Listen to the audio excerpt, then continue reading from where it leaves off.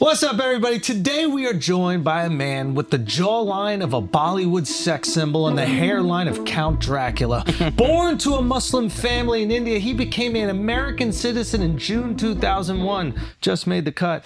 More importantly, he's a renowned journalist, expert in U.S. foreign policy, geopolitical affairs. He is a three-time, as of last week, Emmy winner, a Peabody Awards winner, and has become one of the most insightful voices on global affairs and geopolitics, despite working for CNN. Today, we're giving you the ultimate 2025 explainer on every major geopolitical conflict, from Israel, Palestine, Ukraine, Russia, Epstein Island to Love Island. We'll be diving deep into everything happening in the world, so give it up for the most successful H-1B visas in U.S. history, Fareed Zakaria. Let's go.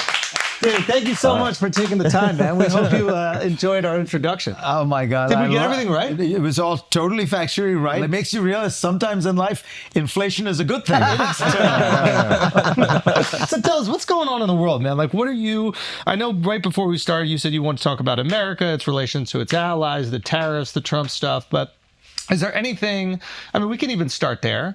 Do you think there's been any net positive to the tariffs? Honestly, no. I know you're supposed to say on the one hand, on the other hand. You say whatever you want. I'll tell you, to me, the tragedy of this is, like, one of the superpowers of America, the real superpowers, is that we have this group of countries that are our allies, that are friendly with us, that trade with us, that we've built this ecosystem. And so you can't just look at what we can do. What you have to really ask yourself, what can we do along with Europe, along with Japan, along with Australia, because they're all on board. They're all part of the American ecosystem. Yep. And if you look at the tariffs, the way Trump is doing them, they actually get slammed the most because they're being punished for trading with us closely. Because the ones that we have a lot of trade with are the ones that end up getting the worst. Even higher. Tariffs. I mean, crazily, the one country exempt from all the tariffs is Russia. But even if Trump had thrown Russia in, the truth is we don't do that much business with Russia. Maybe so that's it why, wouldn't make a big difference. But it's the Canadians who've linked their economy to ours for the last 30, 40 years that are getting slammed. It's the Mexicans who've reformed their economy to, essentially make it almost like an integral part of the American supply chain. Like, we don't make cars in America anymore. We make cars in North America. Right. We go, and the parts go back and forth 16 times, which is why the tariff rates are sometimes really high, because every time one part crosses a border, you got to pay that tariff. You got to pay that tariff. And it's the Europeans. So to me, that's the tragedy. It's like we don't realize that's the unique thing about America. Like, you know how many military alliances China has? Russia and North Korea. You know how many we have? 59. Yeah. Right. That's what makes us special. So help us understand this. Just like the average American, like myself, doesn't really know much about this. I keep hearing people saying, "Oh, these tariffs are devastating. They're bad for foreign relations. They're bad for foreign policy." Yet, many of these countries that we are now imposing tariffs on tariff us. So why is it only bad for foreign relations when we are tariffing them? I think the average American looks at that and be like, well, tariffs can't be that bad for foreign relations if they're all tariffing us. Right. So first important thing to understand, again, among our allies, this is the advanced countries in the world, average tariffs before Trump came to office were 2.5%. So for everyone. But so you can always find some... Averages get tricky though, right? Agreed. Because, so the Europeans protect their agriculture. And so how much do they tariff us on agrarian products? So there are two kinds of things. One, they tariff us. It's not so much the tariffs. It's they don't import American chicken. They refuse to take our stuff because they want to believe protect that our chicken is washed in chlorine. They think that's bad. There are a lot of issues. Started that? There's a lot of issues on which there are a lot of issues on which Europeans basically agree with RFK Jr. Which is to say that we have too many chemicals in our food, things like that. So they might be right about that. Dude, I agree. I actually think they're right about it. One of the few areas where I totally agree with RFK Jr. is on all that stuff. You know, he points out if you look at on everything he a says.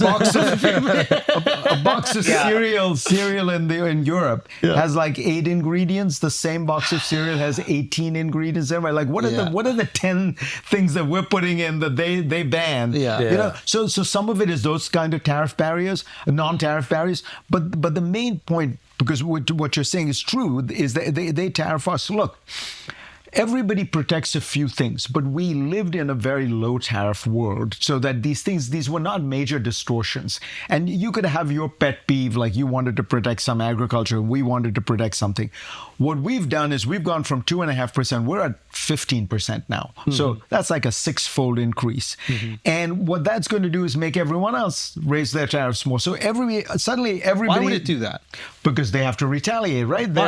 Well, because their feeling is if you're blocking our goods, we're going to block your goods. But what if we say, no, you don't do that? You have access to our market, and our market is bigger, and therefore we have some leverage. Right, and so that is essentially like what Trump is doing. Costco buys a bunch of stuff, they get a much lower price. So when we buy a bunch of stuff, we get a much lower price. Now, remember, the European Union, which on trade acts as one, have about as much power as we do in that sense. But we're their market is about that as European big. Union every day. No, the trade stuff, they're pretty unified. So yeah, but we got England out of there, so we'll get we're going to break it down so we can advantage. I don't think England's doing great on its own. No, I tease, but so you're right. The two kind of players that can go mano a mano are the Chinese and the European Union, because they've got a bunch of leverage. But we'll always have a slightly higher. So you're right, they won't raise them to the level we do, but they'll raise them a certain amount. And all my point is, who suffers? The consumer, right? The American who goes to Walmart and now his food is more expensive, his clothes are more expensive. And by the way, that you don't give a shit whether this shirt costs you 20% more. But there are people who really do. But a person who lives on $35,000 a year. 1,000%. So walk me through this, because I'm not an economist, but the theory to me that I understand. Looks great today. Oh, thank you, dude. I appreciate that. Incredible. I put on my wife's products. I was complimenting him so much that I forgot how handsome you were. Dude, thank you. I appreciate that. I was feeling left out. I would go along with that. Yeah. I mean, he's a good-looking guy, right? I fully disagree. Tan, like the tan. So anyway, as you play out this America First thing, I understood the idea. We go to Middle America a lot for these shows, and I see there used to be manufacturing there, and there's not. And I actually empathize with what they thought Make America Great meant. A lot of them. I'm sure there were racist people, but I think a lot of them were like, yo, we used to have manufacturing, we used to have jobs in the city, and now there's nothing. So as in my mind, as I play that out, does that not eventually force America to build its own warehouses back up, to build its own manufacturing back up, maybe even forward-thinking things like supercomputer facilities or whatever? Do the tariffs not, in the long run, pay off in that sense, or not? So it's a great question, because that is at the heart, really, of what Trump is trying to do. And I totally agree with you. That is a huge problem, that we deindustrialize, and we deindustrialize very fast, and it hurt certain areas a lot more than everywhere. But here's the problem. When you look at every rich country in the world, what has happened is over time you lose manufacturing and you move into services. And it's a very simple reason why. As you get richer and richer, look at your own lives, okay? As countries get richer and richer, they buy less stuff and they buy more services. So if you look at 1960, about half of all American consumption was on goods. Now, 25% is on goods. Most is on services. Can you give an example of a service that we would transition What we are to? doing. Entertainment, software services, So going out to shows, dining out would be, these are all services? All services, law, accounting, finance, consulting, software services, entertainment. Opposed to a developing country who would spend more money on? Making steel, making aluminum. So the newly industrialized nations are putting as much the possible emphasis that they can on that, whereas we're buying movie tickets. Now, give you a simple... 80% of the American economy in terms of employment, 80% of Americans are employed in the services economy in America. You know how many employed in manufacturing? 8%. And actually of that 8%, half of all manufacturing jobs are in branding, sales, which are service jobs. So really it's 4% on the factory floor. So you're taking 85% of Americans, you're taxing them, you're penalizing them to subsidize this 4%, which is shrinking. Now, So, but let me just finish one thought, which is the reason we've surged ahead of all the other countries in the world over the last 30, 40 years, and we have, and I can go through the numbers if you want, is because we embraced the future. We said we're going to lean into technology. We're leaning into services, software services. We're the entertainment. We dominate the world in terms of entertainment. We export all that stuff to the world. We have huge trade surpluses. In other words, we send out a lot more of that than we buy of anybody. What was the last Kazakh movie you saw, right? And Borat. but Borat doesn't count.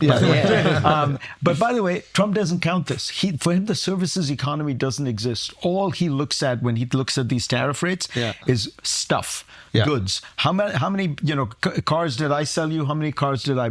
But the point is, we became the world's leading economy because we leaned into the future, and that's where. So, I'll give you a simple statistic: German wages and U.S. wages 25 years ago were roughly the same.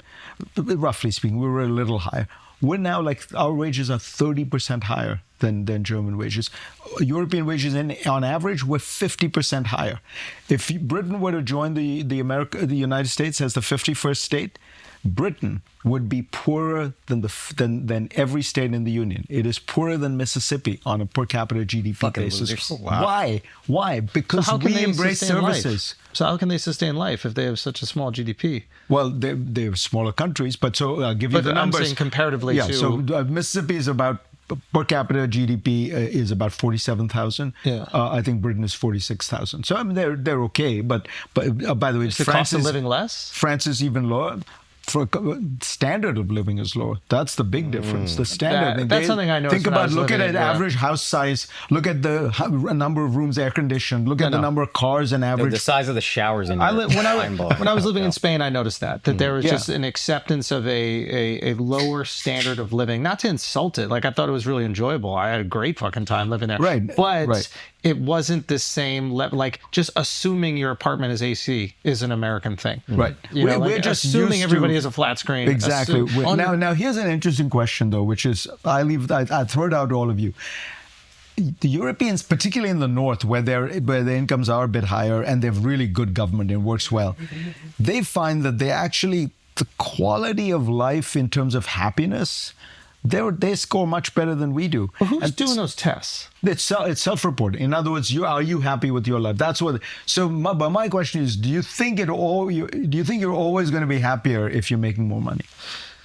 That is a misconception. This is my concern: is that we're talking about consumerism in America, and obviously our wages have gone up.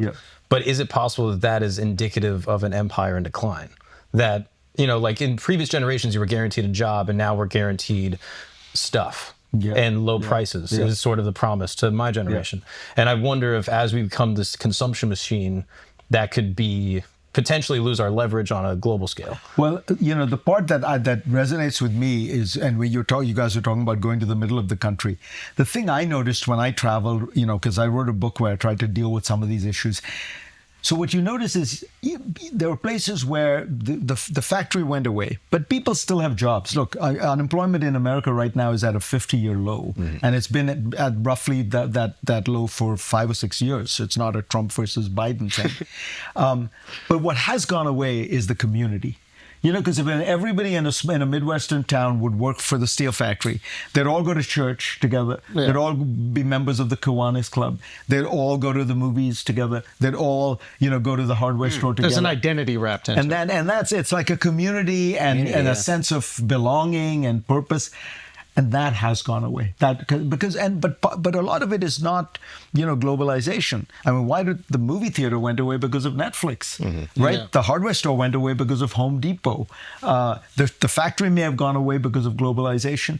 But it's a combination of these forces of modernity that are eroding, these community structures that we had. And that's a tough one. We're a tribal species, so that does make sense. All right, guys, let's shout out some dates. August 1st and 2nd, Kansas City, Missouri. August 8th and 9th, Perrysburg, Ohio. That's Toledo, I believe. August 22nd and 23rd, Liberty Township, Ohio. It's a lot of Ohio. September 11th and 13th, I'm back in Civilization in Dania Beach, Florida. September 25th and 26th, back to Helen, Ohio.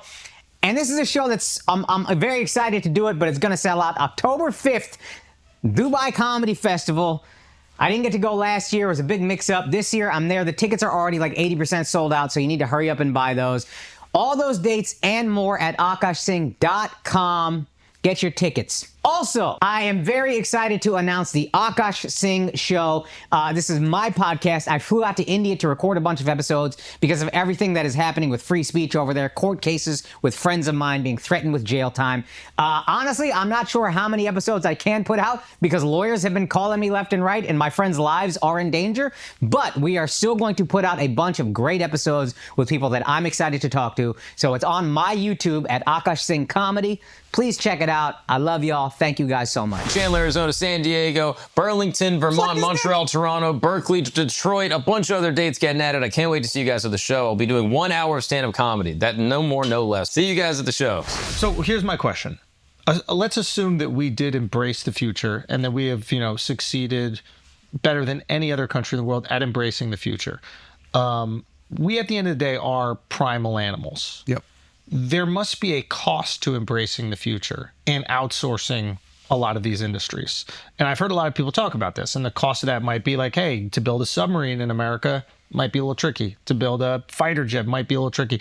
We gotta get these parts that they only make in China. So now potentially we're getting parts for our submarines from a country that might not want us to build the best submarines.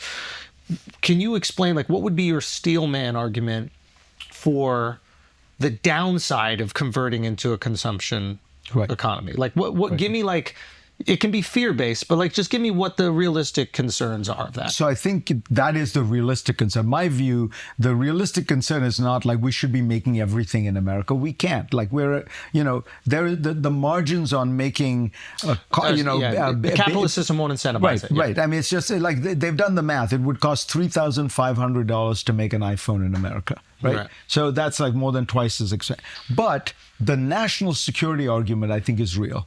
That there are some core areas where you don't want to be dependent on countries that maybe your geopolitical adversaries may not have your best interests in heart. But that's why I come back to our allies, our ecosystem. So the truth is, we don't need to make all the steel in the world right here in America. But if the Canadians are making it, if the Europeans are making it, we built a defensive, we protect them, right? So that's why I feel like the turning on our friends. This is very interesting. Is the worst idea. I'll give you an example. Computer chips is everybody understands. This is the holy grail of the modern world. So the company that that does the X-ray lithography that actually makes the chips, that puts the transistors on the chips, which is now down. There's so many billions of transistors on each little chip that basically it can only be done by an X-ray machine. That X-ray machine is only made by one company in the world. It's ASML. It is the most advanced piece of equipment probably we make in the world. It has 400,000 parts. It costs $300 to $400 million. You need 3 Boeing 747s to transport it, and the temperature inside that machine is 5 times the surface of the sun. That machine is only made by one company. It has a 95% market share. It's not an American company. It's a Dutch company. But because it's part of our ecosystem, we have access to it. And we tell it, don't sell to the Chinese. They don't sell to the Chinese. We tell it, don't sell to the Russians. They don't sell to the Russians. So we can't make everything ourselves. But if we were to embrace our friends, we have, and that's what, as I say, nobody else has this kind of relationship. So this is really interesting, right? And I think this is something that I don't begrudge the average American for not knowing, because I don't know it. The importance of these relationships in your house. You can outsource certain things that you used to do in your country to other countries that you are allied with. Right. But is it possible that some of the things that we are outsourcing are not to our allies? Are there certain things that we are reliant on to our adversaries? Yes, we are. And we should be changing that. That's 100%. And then should we subsidize those things with the government if there isn't a capitalist market that will support them? What is something that we are reliant on our adversary? Pharmaceuticals, for example. I think we get a lot of them from China. So the best example would be these rare earths. You've probably heard about them, right? Yeah. Greenland. Right. So the cool, most important thing to understand about rare earth is they're not rare. They're called rare, but they're actually widely available. Okay. The processing of rare earth to turn it into the magnets that we need is what is a very complicated, energy intensive, and dirty process, environmentally extremely dirty, like massive pollution of air and water when you do it. We decided we didn't want to do that because, for all those reasons. So we can try and bring it back, and I think we should come up with some strategy. But keep in mind, you're going to have a really hard time finding an American community that says, yeah, okay, it's okay in my backyard, right? Like everyone wants it in theory, but then you try to find a place in America. That's a great point, yeah. And again, my point would be, why not talk to the Indians? That's a much larger issue that you're talking about. But India is a poor country. Yeah. It is willing to put up with a trade-off that we are not willing to put up with. Why not talk to environmental trade-off? You're saying, right. And look, because they already have a lot of pollution. They still have huge coal plants. So that's but. It is a real problem, and we should be, but I would keep that list small, because the danger is here, you can kind of imagine every problem, needing to be then made in America, and then you're spending hundreds of billions of dollars subsidizing all these industries. Keep the list small, make it strategic, and say to yourself, what are the areas where you can find friendly countries that would be willing to do it? Where is that happening, the production of these big magnets? The rare earth stuff is almost all in China. The Chinese made a strategic decision to do it. And I mean, I know it sounds like what do you use the rare earth magnets for? So, in a car seat today, you can make like 17 different adjustments. Those are all rare earth magnets that are doing it.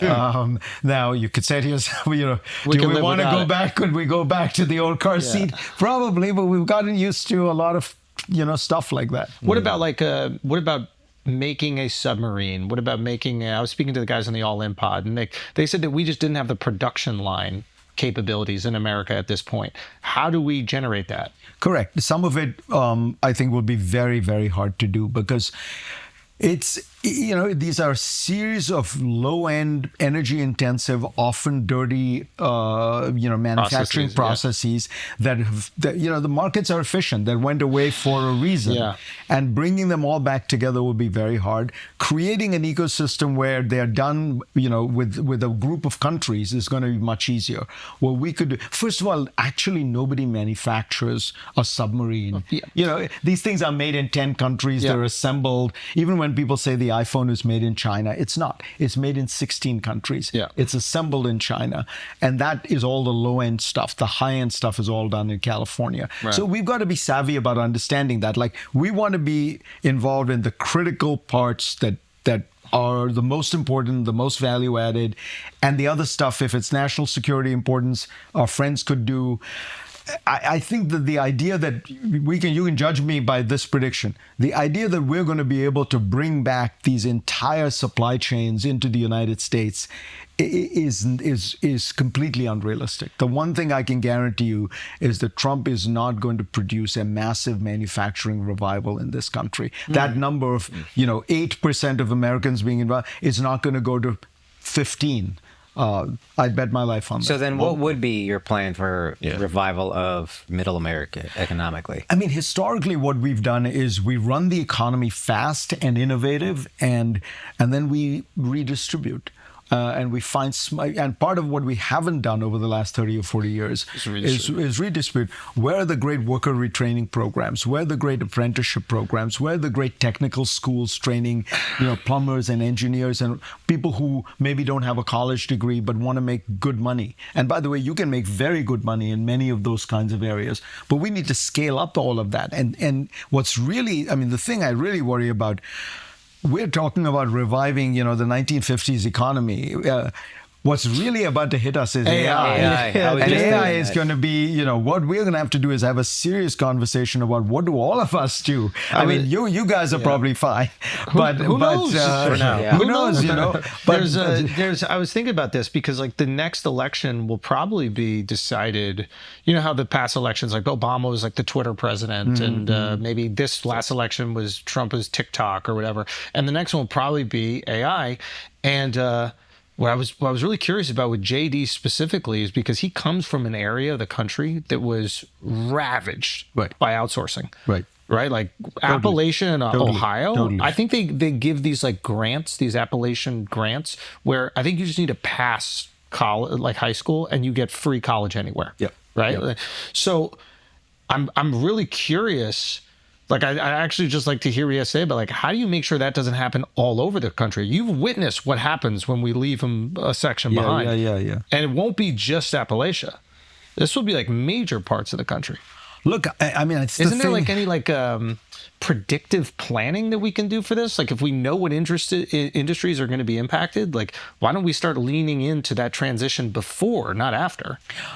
I mean, part of it is it's all happening so fast and nobody knows exactly what's going to happen. But I think your intuition, I think, is right. Like you look at what the CEO of Microsoft says, 30% of the code in Microsoft is now written by AI. Oh, dude. Right? Wow. So Yeah, now, there was a, like you say to yourself, okay, I don't need to be, a bring math keep going. genius to understand that probably means you need 30% fewer programmers, right? Yeah. Like, And you can always justify it by saying my obligation is to the shareholders. Right. So this increases the share price, so we lay off 30% of well, our and staff. by the way, they are in a competitive environment where, like, if they don't do it, somebody's going to do That's it, and true. so right. So think about lawyers. What do young lawyers do when they come on? They do what they call discovery or draft writing of appeals of court appeals. These are all easy things for AI to do. David Solomon at Goldman Sachs said that the prospectuses that the investment bankers did, they used to take weeks and weeks. The AI does in 2 or 3 hours. This is something that came out recently from the Harvard BS reunion. This a few weekends ago. This happened. Like Harvard Business School does like a reunion thing. Didn't you go to Harvard? I went to Harvard, but I got a PhD. I didn't get a business you didn't do degree. a little business That's why I don't own this podcast. I'm just a guest on it. Check it. Okay, 57% of Microsoft's software code was written by AI in its most recent quarter. Coca-Cola used AI for the design of 100% of its upcoming holiday marketing campaign. Salesforce is able to handle close to 85% of its customer service-related inquiries with AI tools. The CTO of Moderna was recently appointed to the additional role of the head of HR. The three broad employee groups predicted to be most likely impacted by AI reside within software, financial services, and professional services. JP Morgan expects 80% of its credit underwriting process to soon be handled by AI. 80%. Well, a bank is going to get rid of 80% of its workforce. So here's the sweet irony here, which may be only true temporarily, but the data currently is that computer science majors just graduating have a higher unemployment rate than art history majors. Wow. That's funny. Which is kind of sweet. Yeah.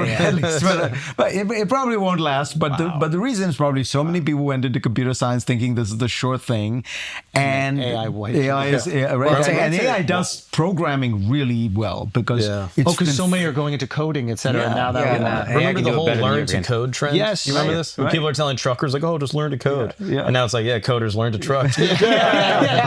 Well, this is actually to answer what you were talking about earlier. There was one candidate talking about this 6-7 years ago, and nobody cared because we're all going to need a UBI. I don't see a way around needing universal basic income. Andrew Yang said it. We all laughed at him. We all thought he was a fucking idiot. And I think we as people are just so concerned with the problems right in front of us, we're not even thinking about the problems 5-10 years down the road. So let me ask you what do you guys think about this? So my problem with UBI has always been, I think that human beings need not just money, but dignity. Yeah, I understand that. I agree. And so that's one of the reasons this sounds super wonky. I've always preferred something that's called the earned income tax credit, which, just to put it in simple language, what it says is we already have it. If you work a full-time job and you don't hit what you make is less than the poverty level, the government tops up your wages. I agree. And I think we should double that, or we've been doing it triple that with Walmart for years. Why not do it for everybody? Here's my but the question is, I mean, that's expensive, and that's going to you're going to need a lot of money to do. And even there, I worry, like, is there work for people to do in the world that you were just describing, Andrew, where like 80% of the work is done by AI? What will these people do? UBI is a solution to all of our problems, but again, when 80% of jobs become unnecessary, much quicker than we think, what are we going to do for those 80% of people? What It's do you not think like just people, figure it out. What would people do in the day? Don't you think they'll feel like... I can't answer their purpose. No, I don't think we'll be happy. But I do think there's an immediate need, which is a lot of people are probably going to be unemployed soon, and we need something to at least satisfy their survival There'll needs. just be more services. I think when people aren't doing things, they're not just sitting around. They're just going to be more forms of distraction. I think like one of the We'll give each other massages. Exactly. The second time you asked about massages. We're too close to Chinatown for you to be talking. No, there's Robots will do that better than humans too. Don't worry. There's there's an interesting phenomenon I think happening right now where like you see a lot of people that are not necessarily poor actually making really good money. Let's say you're in like the 90 to like 120,000 range. Like the amount of money when I was growing up, you're fucking rich. Like that's what I thought. And but I think what they're experiencing right now is because of crippling college debt, they don't really feel an exit strategy. Yeah. Right? Yeah. So they're stuck in this like extended adolescence, right? Where they have their flat screens, they're going to parties with their friends, they're enjoying things, but they don't really feel like they'll be able to buy a house or buy an apartment or maybe even start a family. There's this like real delayed adulthood. And I think that's where you're feeling a lot of frustration. I think that's like where the Mamdanis start to come in and they have a lot of success, where like the Democratic Socialists are really pushing it. It's not for the very poor people. When you saw poor people in New York, they voted for Cuomo pretty much, right? It's the kind of like middle class that doesn't feel like they have escape velocity or escape opportunity. And now they're like, well, I deserve. It's almost like this, like a little bit of an entitlement that poor people don't have. They're like, I deserve to have a house and a family and to be super rich, but my loans won't let me do that. I totally agree. So if you look at the three areas of American life where costs have gone up way faster than inflation, it's education, healthcare, and housing. And those are the three things that those people who, I think you put it exactly right, they feel like, wait a minute, wasn't I promised this? Yes. Wasn't I told work hard, take all the tests, go to a good college, and the irony I got a here good is- job. Right, I'm and making good money. And the irony here is all three of those areas, you have massive market distortions caused by weird government involvement, weird oligopolies around hospitals, So it's like the market actually doesn't work. If you were to... You're not letting the market work. Right. If you were to... I mean, look at Texas. Not my favorite state for a lot of things, but for housing, they do phenomenally. They barely have a homelessness problem because of that, because they don't have all this restrictive, zoning and regulation. Maybe we could learn something from that. Well, this is what I'm optimistic with AI for, is that it could be the case that AI disrupts, employment and there's massive unemployment. Yeah. But it could also be the case that it massively increases worker productivity and drives prices down.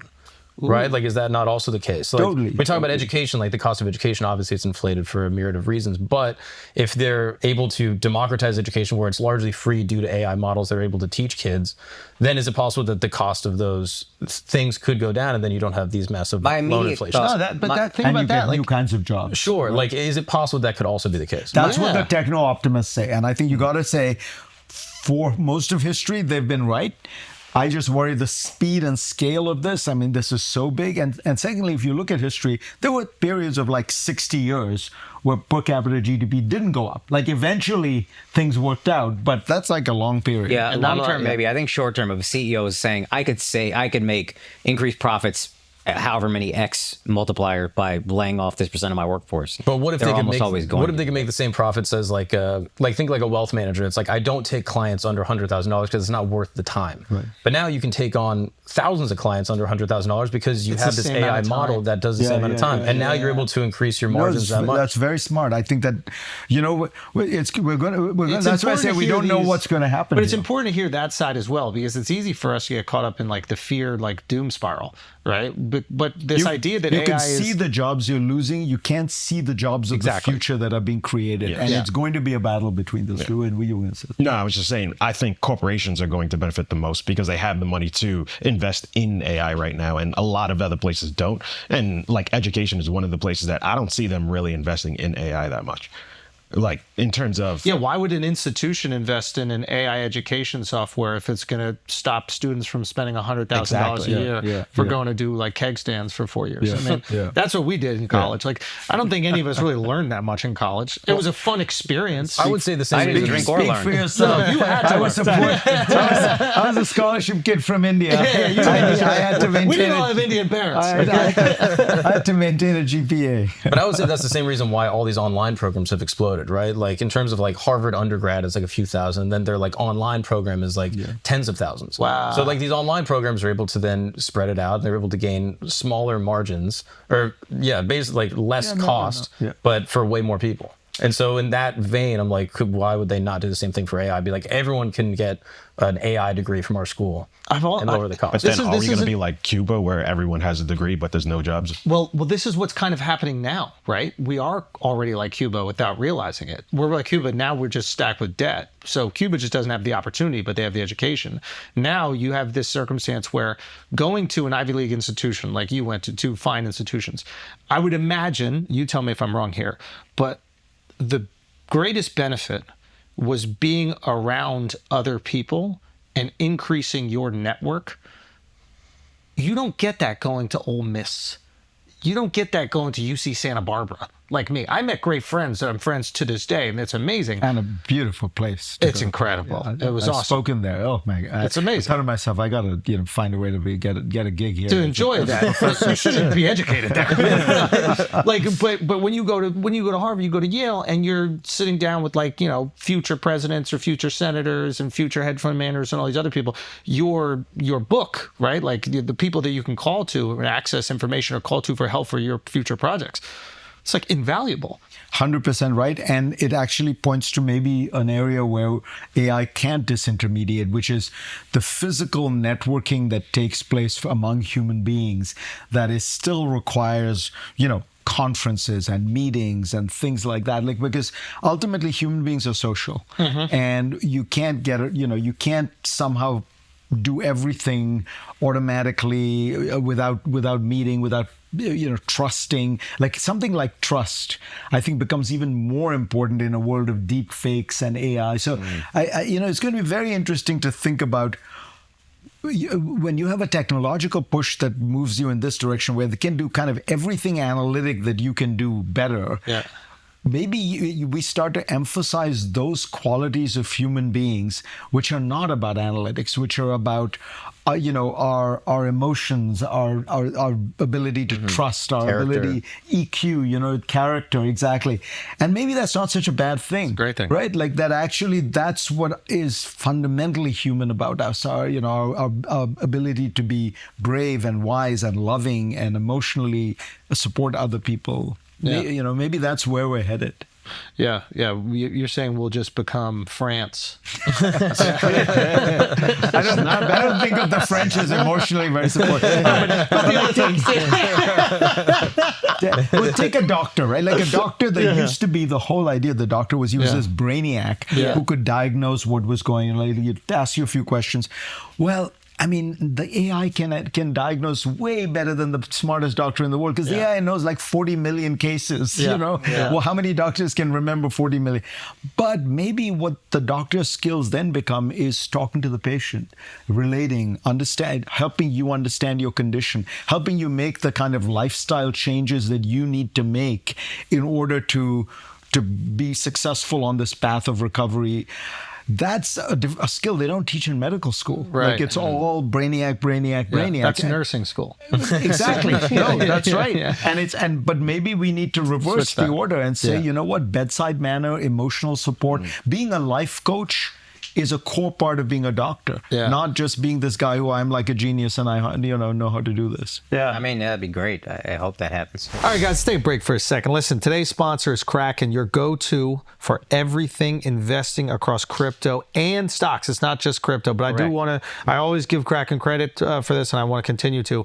When Bitcoin and crypto took that massive, I don't even want to call it tumble, just like fell off the face of the earth, Kraken held. Like, you want to be with the legit exchanges that can handle those dips in the market. The ones that just fall by the wayside, obviously we don't trust those. Yeah, okay, I've been burned on a couple of those. Yeah, Akash can speak to it. Yeah. You know, like, this Blame Mark is Cuban. yeah, Mark. Yeah, dude. Okay, so we've been using Kraken since last year because it's very simple, it's secure, and it's fast. When crypto's moving, you want a platform that keeps up, and Kraken's been the game longer than most of the coins out there. 11,000 US stocks and ETFs and over 350 different cryptocurrencies that you can choose to invest in. So what Kraken did is they hooked us each up with $10,000, which is insane that they would do such a thing. Okay, doesn't even feel real. Yeah. But 10,000 in USDG, and now we get to build our own investment portfolios across thousands of cryptos and stocks they have on the platform. So we're obviously competitive, and we're obviously gambling over here. I'm up. Finally.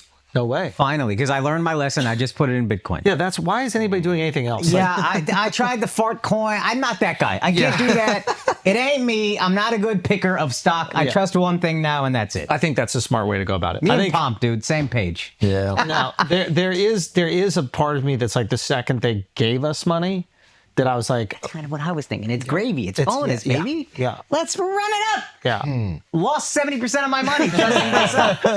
That wasn't a good idea. Bitcoin, baby. I'm all in. So maybe that's it. Just be secure. What about you guys? How you guys doing? I did the dumbest way ever, I think. Okay. Because I just put it all in the ETFs. I didn't realize you could buy ETFs on the platform. Okay. So now it's just like a safe thing, and I just get paid like a monthly It's not yield. dumb. That's Yeah, it's smart. not It's dumb. just gay. But yeah, it's not. Yeah, it's just not fun. It's not sexy. I should have put in fart coin or So whatever. they're paying you a monthly dividend on that? Yeah. No way. Yeah. What does it come in monthly?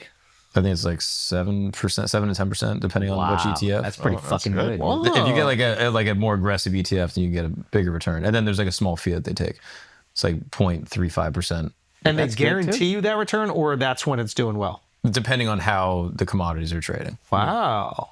So it's an interesting thing, and I think it's cool that Kraken has ETFs. Al, what do you do? How you doing? Bitcoin and Ethereum. Just those two. Yeah. Safe bets. Yeah. Safe bets. So what? Ethereum's like what? Pepsi? Is that the idea?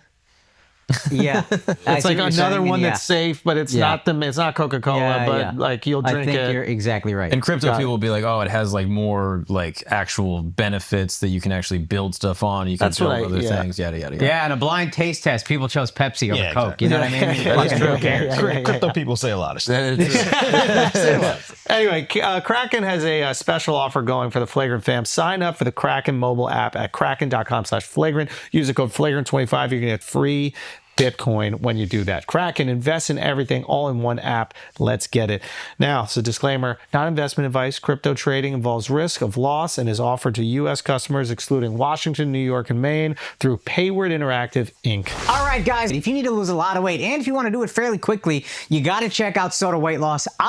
You know why they are sponsoring this podcast? Because I'm not bullshitting. My brother lost over 100 pounds on Soda Weight Loss. It is designed to help you lose a lot of weight and lose it quickly while keeping your blood sugar balance and your appetite under control. Soda has weight loss experts who promise every new client you will look and feel 10 years younger. They treat clients nationwide and internationally, so it does not matter where you are. And if you want to see proof, go to Soda's website, look at before and after photos. I know multiple people who have lost triple-digit pounds and kept the weight off. I am not making this up. Now, it's not easy, but you can do it. You can take control of your weight loss journey with Soda Weight Loss. Soda, S-O-T-A. It stands for state of the art. So go to Soda, S-O-T-A, weightloss.com and use the promo code FLAGRANT to save big. I am not bullshitting you. You should definitely check out sodaweightloss.com. It could literally save your life. You mentioned prices increased the fastest in, what was it, healthcare? Education and housing. So you said maybe deregulation has helped Texas with housing. AI can potentially help education in terms of bringing costs down. Why can't we do anything about healthcare? It's a great question. Healthcare is the toughest one because let's start by saying every advanced country in the world, healthcare is a problem. Because, there are 2 or 3 fundamental problems with the healthcare, where I think it makes the market not work really well. Number one, you go to a showroom and the salesman says to you, you should buy this flat screen TV. It's really cool and it's really good and it's twice as expensive as anything else. You're going to say, let me think about it. I don't know. A doctor tells you, you need to get this test. you're going to get the test. Right? There's an asymmetry of information. Yeah. You can't bargain hunt for the best medical procedure, or even whether you don't even know whether you need that medical procedure. You don't really want to haggle So with we your get doctor. we get 3 times as many MRIs as people in Germany do. We don't need them 3 times as many MRIs. We get them because the system is Incentivizing to it, create that. Secondly, I think that there is a fundamental problem here, which is that the market's incentive is to have you be sick, need a medicine, and not die. Right? Like if you have diabetes, that's perfect for the market. Because you're going to be on that every for the month, rest right? of your life. Yeah. Whereas the best thing for health is for you to be is prevention, for you to never eat, that. But why will the healthcare system? Why does it have any incentive to prevent problems? Because they make money by having you sick and then puts them out of solving the business. problem, right? Yeah. So it's an interesting kind of market failure, and that's where I think you need the government. Yeah. And we don't do government that well.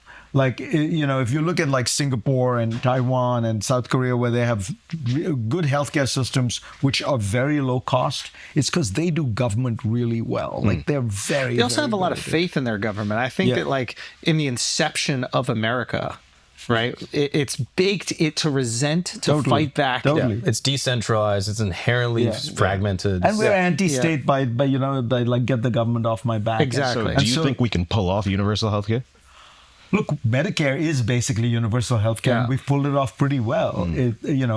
I think that the fantasy we have is that nobody is making these decisions. Remember when Obamacare was being touted, and they were like, well, there'll be death panels, Sarah Palin. Well, we already have death panels. They're insurance companies, right? I mean, the insurance company decides whether or not this procedure is okay or not. And, maybe it would be better to have some centralized group of experts who would decide, look, if you want this, God bless you, but we're not going to pay for it because we don't think it's medically necessary.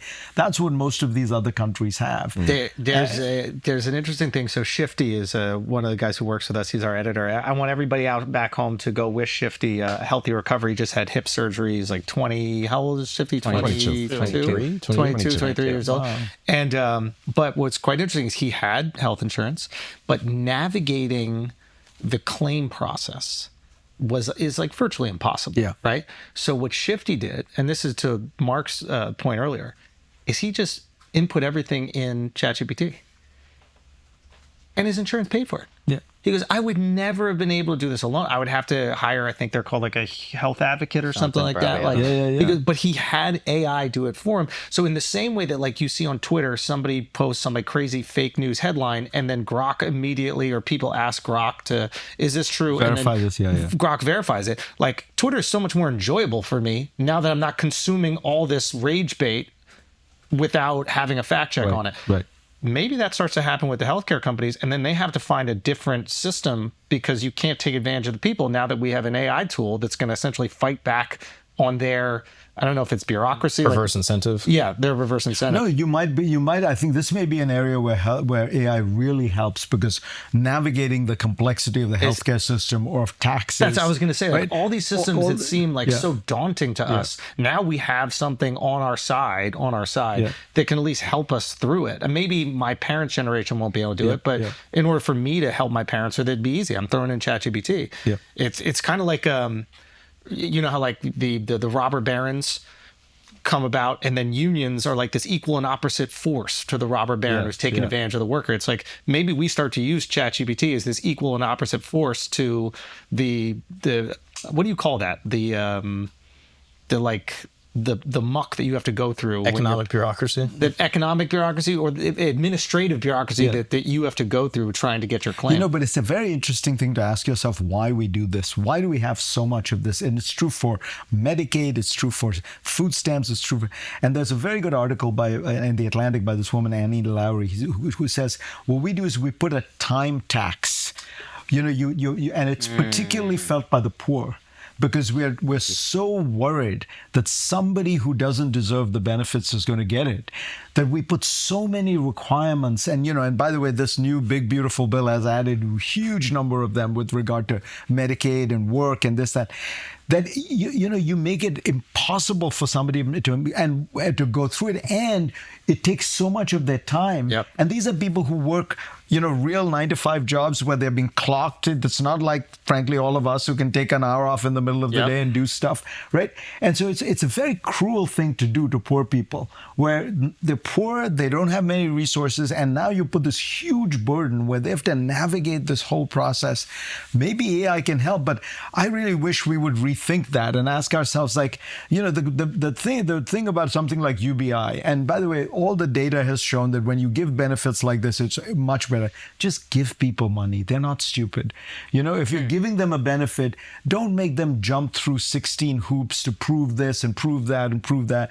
You're going to catch 1% fraud, but 99% of the people, you've made their lives miserable. Yeah, I don't think we think their intentions are to help people with these rules. I think we think their intentions are to not pay you. Right. And that's why we don't trust them. And that was kind of my thing with Obamacare. It still gets touted a lot, but to me it was like, maybe it's better than what we have, but I don't think the solution is to give everybody health insurance when we all know insurance companies are inherently pretty terrible.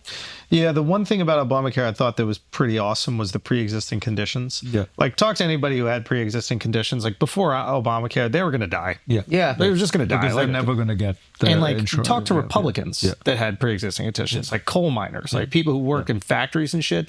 That Obamacare came around and saved their fucking lives. I'm not saying they're going to change the way they vote, but like, Obama has a special place in a lot of Republicans' hearts because of that. Look, the basic thing Obamacare tried to fix, and it only got somewhere, is you can't have a functioning insurance system where everybody doesn't buy in.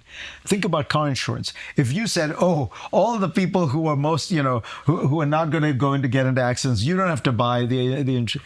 But they're the people who make the system work. Like, insurance works because a whole bunch of people who don't need it also buy it because they pay for the people who end balance up, out. right? They balance it out. So in healthcare, when you say young people don't need to buy, you can't do that. Like, the only systems that work that are real insurance systems, everyone has to buy in. Like house insurance, if you don't have some minimum number of people all buying in, it's not going to work. That kind of is like a universal health thing, in that essentially, like, I pay full price for health insurance, which for my wife and me is like $2,500 a month for not that good a coverage. It's fine, but that's kind of like a tax I pay. Right. To help exactly. people who need insurance. I just wish we could remove the insurance company.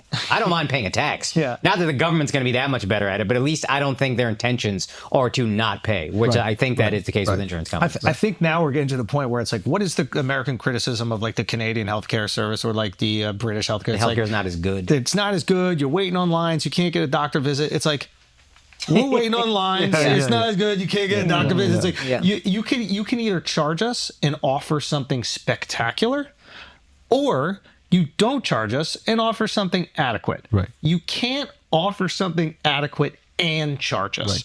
That's where I think people start to revolt. And I think that's where the insurance companies have kind of, because of their incentive structures, have like squeezed us. And we're at the point where, like, I'm not justifying this, but you have a guy shoot a healthcare CEO and then kind of be like celebrated on the internet. Like, if that's not indicative of how Americans feel about our healthcare system.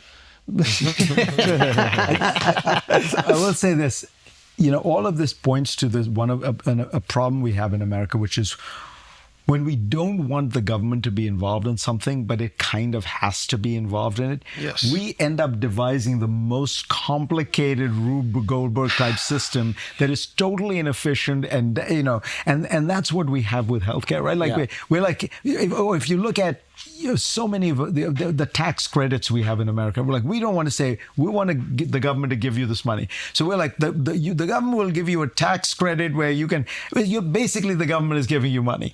But you've created this complicated system where the lawyers are going to get a piece, the accountants are going to get the piece, a consultant is going to, why not just say we're subsidizing this? We're writing you a check. So there's something like, then we're a socialist country. Exactly. Okay? So we have $1 trillion of government expenditures that are tax credits. Think about that. So we're already given $1 trillion back. Right. But because our egos are tied into democracy and socialism and capitalism are so horrendous, we have to disguise it as something else. Is this buy-in system you're describing why we couldn't have like a dualistic sort of like public healthcare program as well as a private healthcare program? That's what I was wondering. I think that's what we should have. I mean, my own view would be have a basic system that's like a very, very bare bones Medicare for all.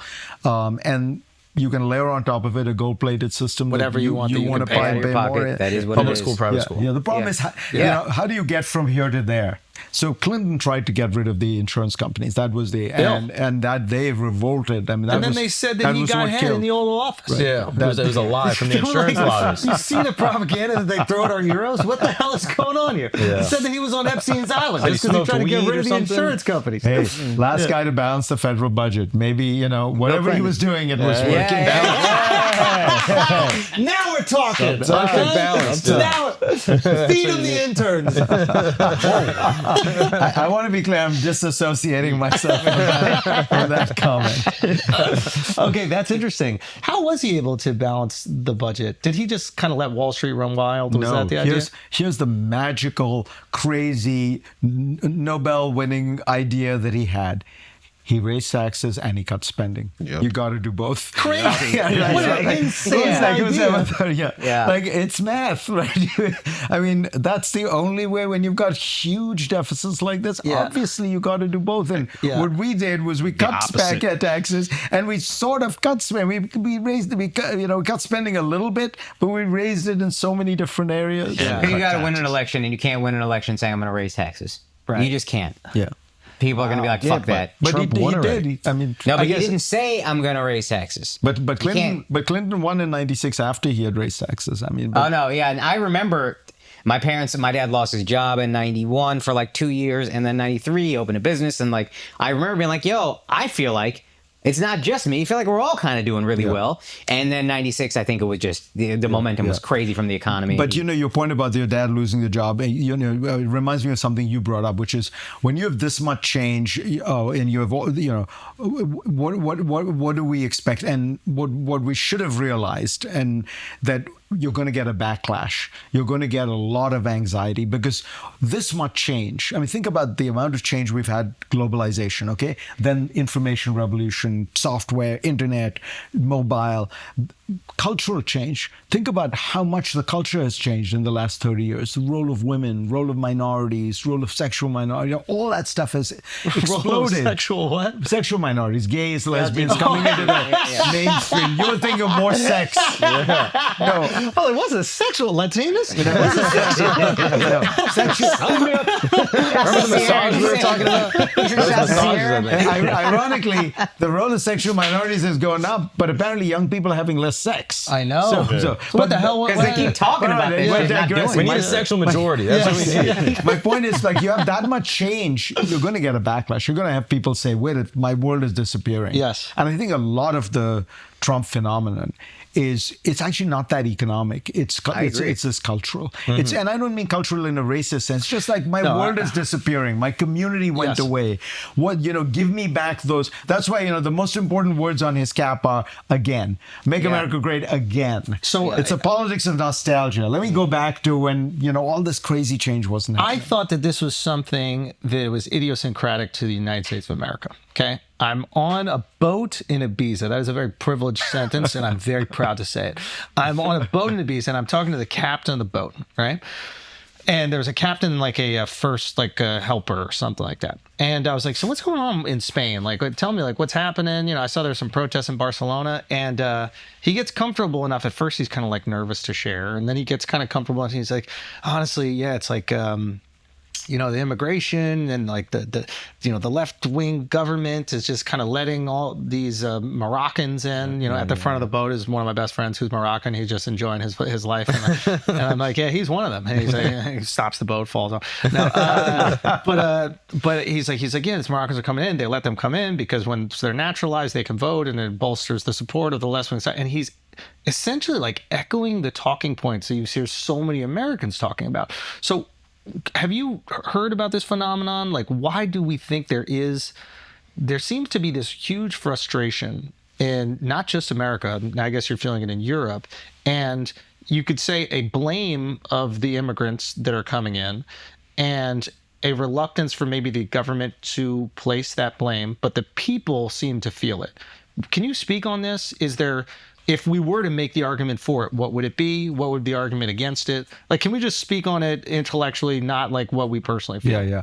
So what is that sentiment? Right. So you're, first of all, you're 100% right. Right-wing populism is happening all over the Western world, right? And it's important, again, to notice it's happening in places that like don't have huge amounts of inequality, like Northern Europe. Sweden is like one of the more egalitarian places in the world. They've got a very strong right-wing populist party. The Dutch, have a big welfare state. They've got right-wing populism. France coddles its workers more than anyone else. Like I can tell you, when I was at Newsweek, I tried to get rid of one person in our Paris office. Basically, had to shut down the whole office. It was crazy. And they have right-wing pop. They have a very strong party. In fact, it's the most likely to win right now if the elections were held. So, and all of them, the rocket fuel is immigration. So, I think it's two things. One, we let too many people in too fast over the last several years. The U.S. in 1975 was 5% foreign-born. We're now 15% foreign-born. Sweden in 1975 was probably 2% foreign-born. It's now 22% foreign-born. So it's like, and that's not even a country with a strong tradition of immigration, right?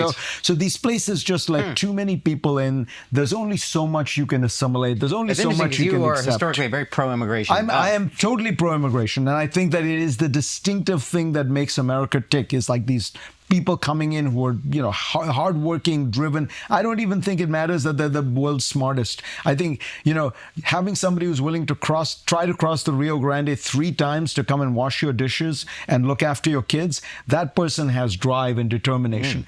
But there is a reality. Numbers matter. Like, how many people can a society digest? So I think we and the left got that wrong. This is the nuance lost in the conversation, I think. Yeah. Immigration is good. Yeah, but numbers matter. At too high a number. And the speed matters. Yes. And the second piece of it is, I think immigration also becomes a kind of symbol for all these changes that we're talking about, right? Because how do you visualize fast movement of capital around the world, fast movement of goods? How do you visualize the computer software program that got rid of a whole bunch of jobs? These are all abstractions. But the guy who moved into that town and he speaks a different language and he worships different gods and he looks different, that's a very traditional human reaction to say, that's change, and that's change. So some of it is the immigrant becomes the stand-in for all these changes that are happening to your world, and you don't know how to put your finger on them.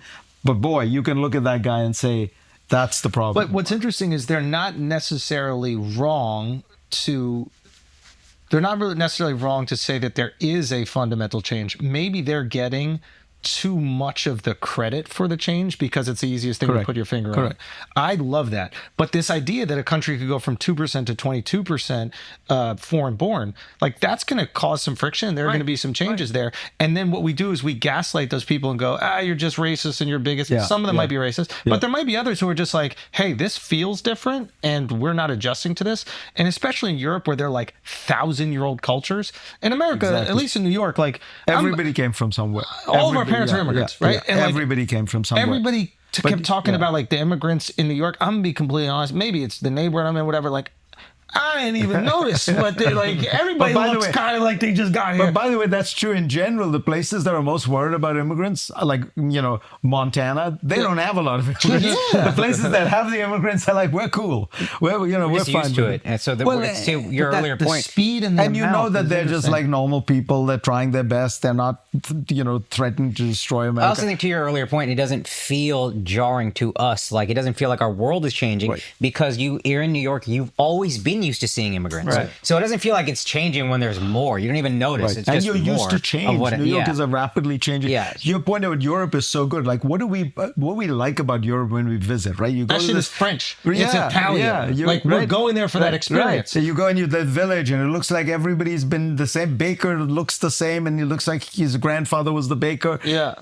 But imagine the new guy from Morocco. where is he going to fit in, right? Like you wouldn't worry about that for a minute in America. And that's why I think we shouldn't give up, you know, the not just immigration, but the pride we have in it, because we do it really well. We assimilate people really well in this country. Look, I'm you know, as you said, we're all in some way connected, but I am an immigrant. I grew up in India. We got that Islam out of you immediately. I can tell Convert him! Yeah, I can tell you, this country is there's no question. It is more welcoming. It allows people to find their own place in it. When I came, Ronald Reagan was president, and he had a line which I loved. He said, "In America, we don't care about your origins. We care about your destination." Fire. And that's a great line. Love right? it. And that is the way we should think about it. So what is the rate, do you think? Like, and it's impossible to judge right now, but if we think that there was a time where it's too few, a time where it is too much, where do we assess what is the right amount for assimilation to not have like that jarring kind of culture shock, and for the average American or Western person in a Western country to not place that blame, because we know that will be the impulse. Right. Like we're aware of how humans act, and we have to kind of, we can't tell humans not to be human. Right. Right? Because we'll fail every single time at that. So how do we figure out what that rate for immigration is that makes the people coming in feel welcomed, which is what you want, and gives them an opportunity to assimilate? Like if you're coming into a place that's 22%, right? We go to Sweden, and I imagine as any immigrant, you would go to a place where there's a lot of your people. You have no need to assimilate because you're within that community. You're probably speaking that language. And then there's this chasm that begins to grow. So what do we think the rate is? So the United States takes in about 1 million legal immigrants a year. We've done that for many, many years. It's never really caused a problem. You know, 350 million people in this country, 1 million. It actually helps us enormously demographically, because the truth is, in America, we have a demographic problem. And if you look at the white fertility rate, it's actually much lower. It's at European levels. Yeah. So basically, the two things keeping America going demographically are Latinos. immigration and immigrants, not just Latinos. Immigrants have more kids. Hey. Two is replacement, right? Two parents having two kids. It's if you have more than two that you're actually helping. I will point out, I am an Asian American immigrant. I have 3 kids. Oh, there you go. Boosting the average. Get them out! Get them out! So the problem became the breakdown of the asylum system. Basically, people who are poor and dispossessed in places like Latin America and Central Americans, they may be poor, they're not stupid. They realized that there was a loophole in the system. Yeah. If you came to try to cross the Rio Grande and you were trying to do it, you know, without any cause, you got hunted down and thrown out. But if you came and said, I am seeking asylum because I have a credible fear of political persecution, you got a lawyer, you got 2 court hearings, you got to stay in the country. And so guess what? The number of asylum seekers, which used to be in the thousands, is now in the millions, right? And so obviously the system is being gamed, and nobody wanted to say this. I've been saying this for a while, and you know, you catch hell for saying it, but obviously these people are gaming the system, right? And nobody wanted to point this out. And I think the answer is we got to just scrap the asylum system we have and come up with a new one. Yeah. You know, we've got to either put limits on it, or we've got to have very stringent requirements, or we've got to have requirements that you can only apply from your home country. Because, you know, look, we live in an age of technology now. You don't need to show up at the border, right? You can apply by, you know, if you have a smartphone, you could apply. So we've got to completely reconceive that. That is what broke down. If Joe Biden had just not done one thing, which was to have reversed all of those Trump bans, I think the Democrats, I don't know whether would have had a chance to win, because he did open up the gates and he did let in millions. And they need to be accountable for that. All right, guys, let's talk about some UFC fights for a second. I'm very interested in this Chimaev Plessis fight. DDP versus Chimaev. Yeah. So here's the thing, like DDP has had so much success with his like very unique style. Yeah. And like you're even seeing guys like Stylebender and stuff just give it up. He's like, he's just difficult. Like he comes at you, he throws caution to the wind. Yeah. And like it's very hard to plan for. And Chimaev is like a traditional, like, beautiful wrestler, traditional in terms of his striking ability, but like you're looking at a guy who's unorthodox versus wildly orthodox. Yeah. And they're just going to clash. Yeah, it's going to be fun. And DDP is big, so that's the thing. It's like Chimaev is unbelievable at wrestling, but like, will he be as effective versus a guy who cuts a lot of weight and is fucking strong? Has Dreykus taken on just a traditional wrestler type? We I'm trying gotta to think who's in the weight class that even would wrestle him. We got to look. I mean, this is going to be different. Like Chimaev is like exceptional. Yeah. But But even just stylistically, like I just can't imagine Duplessis would want to go to the ground with him. yeah, I wouldn't want to do that. So then I wonder if that makes him not approach as strong. And he only has one way of approaching. There's the other thing where it's just like, if it's worked for you your whole career and you're beating the best guys on the planet with this style, I think these guys are so confident in their style. They're like, I'm not going to change anything for this guy. Like, Yeah. like I get that approach too. It's like the Tom Thibodeau approach where it's like, this has got us to the playoffs, so I'm not going to change anything. Yeah. But sometimes you need to fucking make a change. Yeah. What do you guys think? You think? I think I don't know much. I just think, like you said, it's going to be two very diverse styles. I love that idea in a fight. Like, what wins out? Not giving a fuck or being the most locked in discipline from that, where they Dagestani, whatever. Like, I think these he's guys Chechnyan. Oh, he's Chechnyan? Yeah, he grew up in, I think, bad. Sweden, but like his I think his family comes from Chechnya, if I'm not mistaken. super disciplined, and then just, dude, watching Dreykus, it's like it doesn't make sense how he's winning. Seems like he just puts his head down, charges in, takes whatever abuse you give him. Yeah. He can't even fucking breathe, and then he wins. It's like it's the craziest thing. Yeah. It made no sense. Obviously, I'm watching the Izzy fight. We're all rooting for Izzy, and watching Dreykus just kind of like be relentless. It's crazy. But then again, with a wrestler, can he just hold him down, pin him down, whatever? It doesn't matter. That's the other thing. Can you mitigate that by just keeping it on the ground? Yeah. Because he's so unpredictable on the feet that you're like, I don't know if I want to get into these exchanges. And that's Izzy's a striker, so he couldn't just take him to the ground. But if you can just take him to the ground, does that kind of take away all of his... Great point. That's what I would lean toward, but I don't know much. What do you guys think? I don't bet against the Dagestanis. Yeah, it's hard. Like Well, he's Chechnyan. I don't know if you knew that. yeah. But to Americans, that's that. Yeah, if there's no mustache, I don't bet against him. If it's just beard, no mustache, then I just feel like you're gonna be able to bait him in, and I imagine Dreykus is gonna get antsy and like just fucking go full force, especially if it goes into later rounds, and then Chimaev just takes him to the ground and fucking taps What do you him. think, Al? Ditto, it's your point. You can't go against a stand, man. Yeah, Even though right? he's not from a stand. You can't go against his type shit. Type shit. Steak is the leader in global betting at U.S. social casinos. Bet on top sports and political events. Use the promo code FLAGRANT for your welcome bonus. Now let's get back to the show. Based on everything you're saying, we need to ask you about Israel. We need to ask you about Big Beautiful Bill. But before that, based on everything you're saying, we can't have too many immigrants coming in too quickly. There are loopholes that get exploited. How do you feel about ending birthright citizenship? I think, look, I don't think birthright citizenship is some hill I am willing to die on, in that if you were to have a country that had some requirements based on it, like, okay, you're born in this country, but we also want to make sure X, Y, and Z. Other countries have that. Yeah, European countries have that. Right. Yeah. What I will say is, because of the particular history of the United States, because of slavery and the Civil War, it is in the Constitution. And I don't think it's particularly ambiguous. It's pretty clearly written into the Constitution. And it's not a area where I would be leading the charge for a constitutional amendment. I don't think we need it. We've survived 250 years pretty well with it in there. Getting too many immigrants too quickly. Yeah. And there's a loophole that you can come here illegally, have a kid is an American.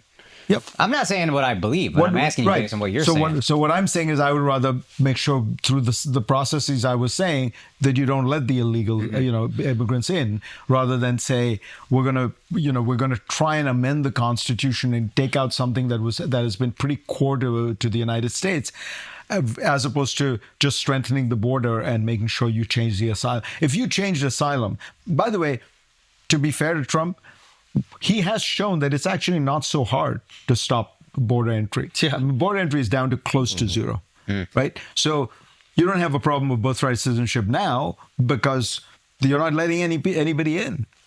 But why do we why does it seem like people are so upset with the amount of immigrants here if it doesn't seem to be affecting the economy that much?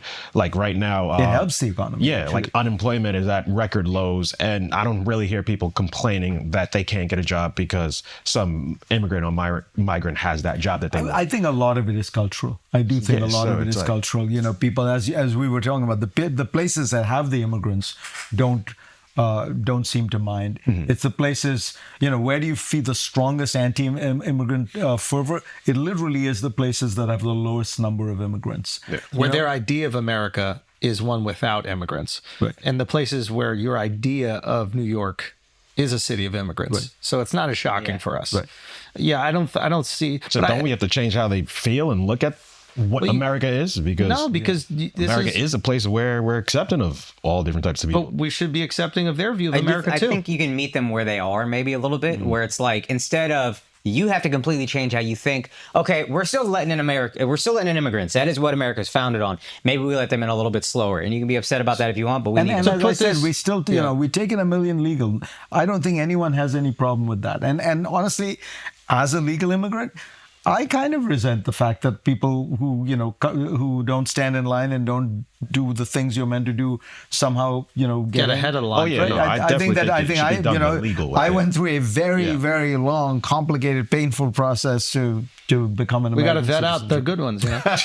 No, but to your example, it might be similar to like what some people experience with gentrification of like a black neighborhood, right? You know, when one white family moves in, it might not be that bad. This feeling that like tons of white people are moving into this area and like changing the fabric of that area, changing the culture of that area. You've heard a lot of people go, I don't really like this gentrification. Where are all these white people moving in?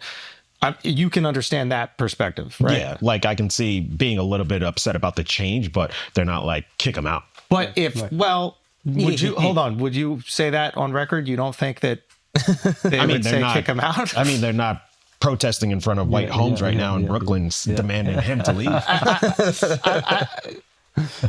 Are they not? No. Okay. Maybe they're not, but you would agree that there is a sentiment that is against it. Yeah. And I guess what I would say is like, if we can understand that, then maybe you can understand the people from, we're going to use Montana as a placeholder, that also have that same sentiment, that these people coming in are changing like what our idea of our neighborhood and our community is. Yes. And I agree with that.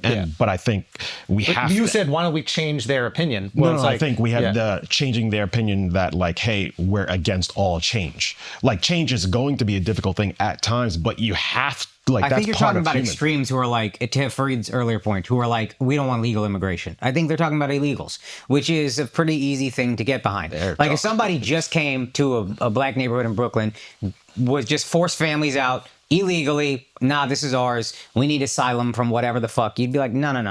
Right. I just want to point out, this is one of the reasons why I think our politics has gotten more polarized, is that, you know, in the old days when it was all about economics, you could always split the difference. Right? One side wanted to spend $100 billion, the other side wanted to spend nothing. There's a number in between those. 50, right? Let's make it. But when you talk about cultural issues, abortion, gay rights, immigration, these are all kind of like, they feel very much like they're about values. They're about, right? It's very hard to compromises. And that's where we are. And it's not just America. I think all over the Western world, let's say like we've moved up Maslow's hierarchy so much. What is that? So Maslow is a hierarchy of needs, which was like when you start out in life, you need basic physical needs, material needs. I need Wi-Fi. And his final one, which I think is really interesting, is self-actualization.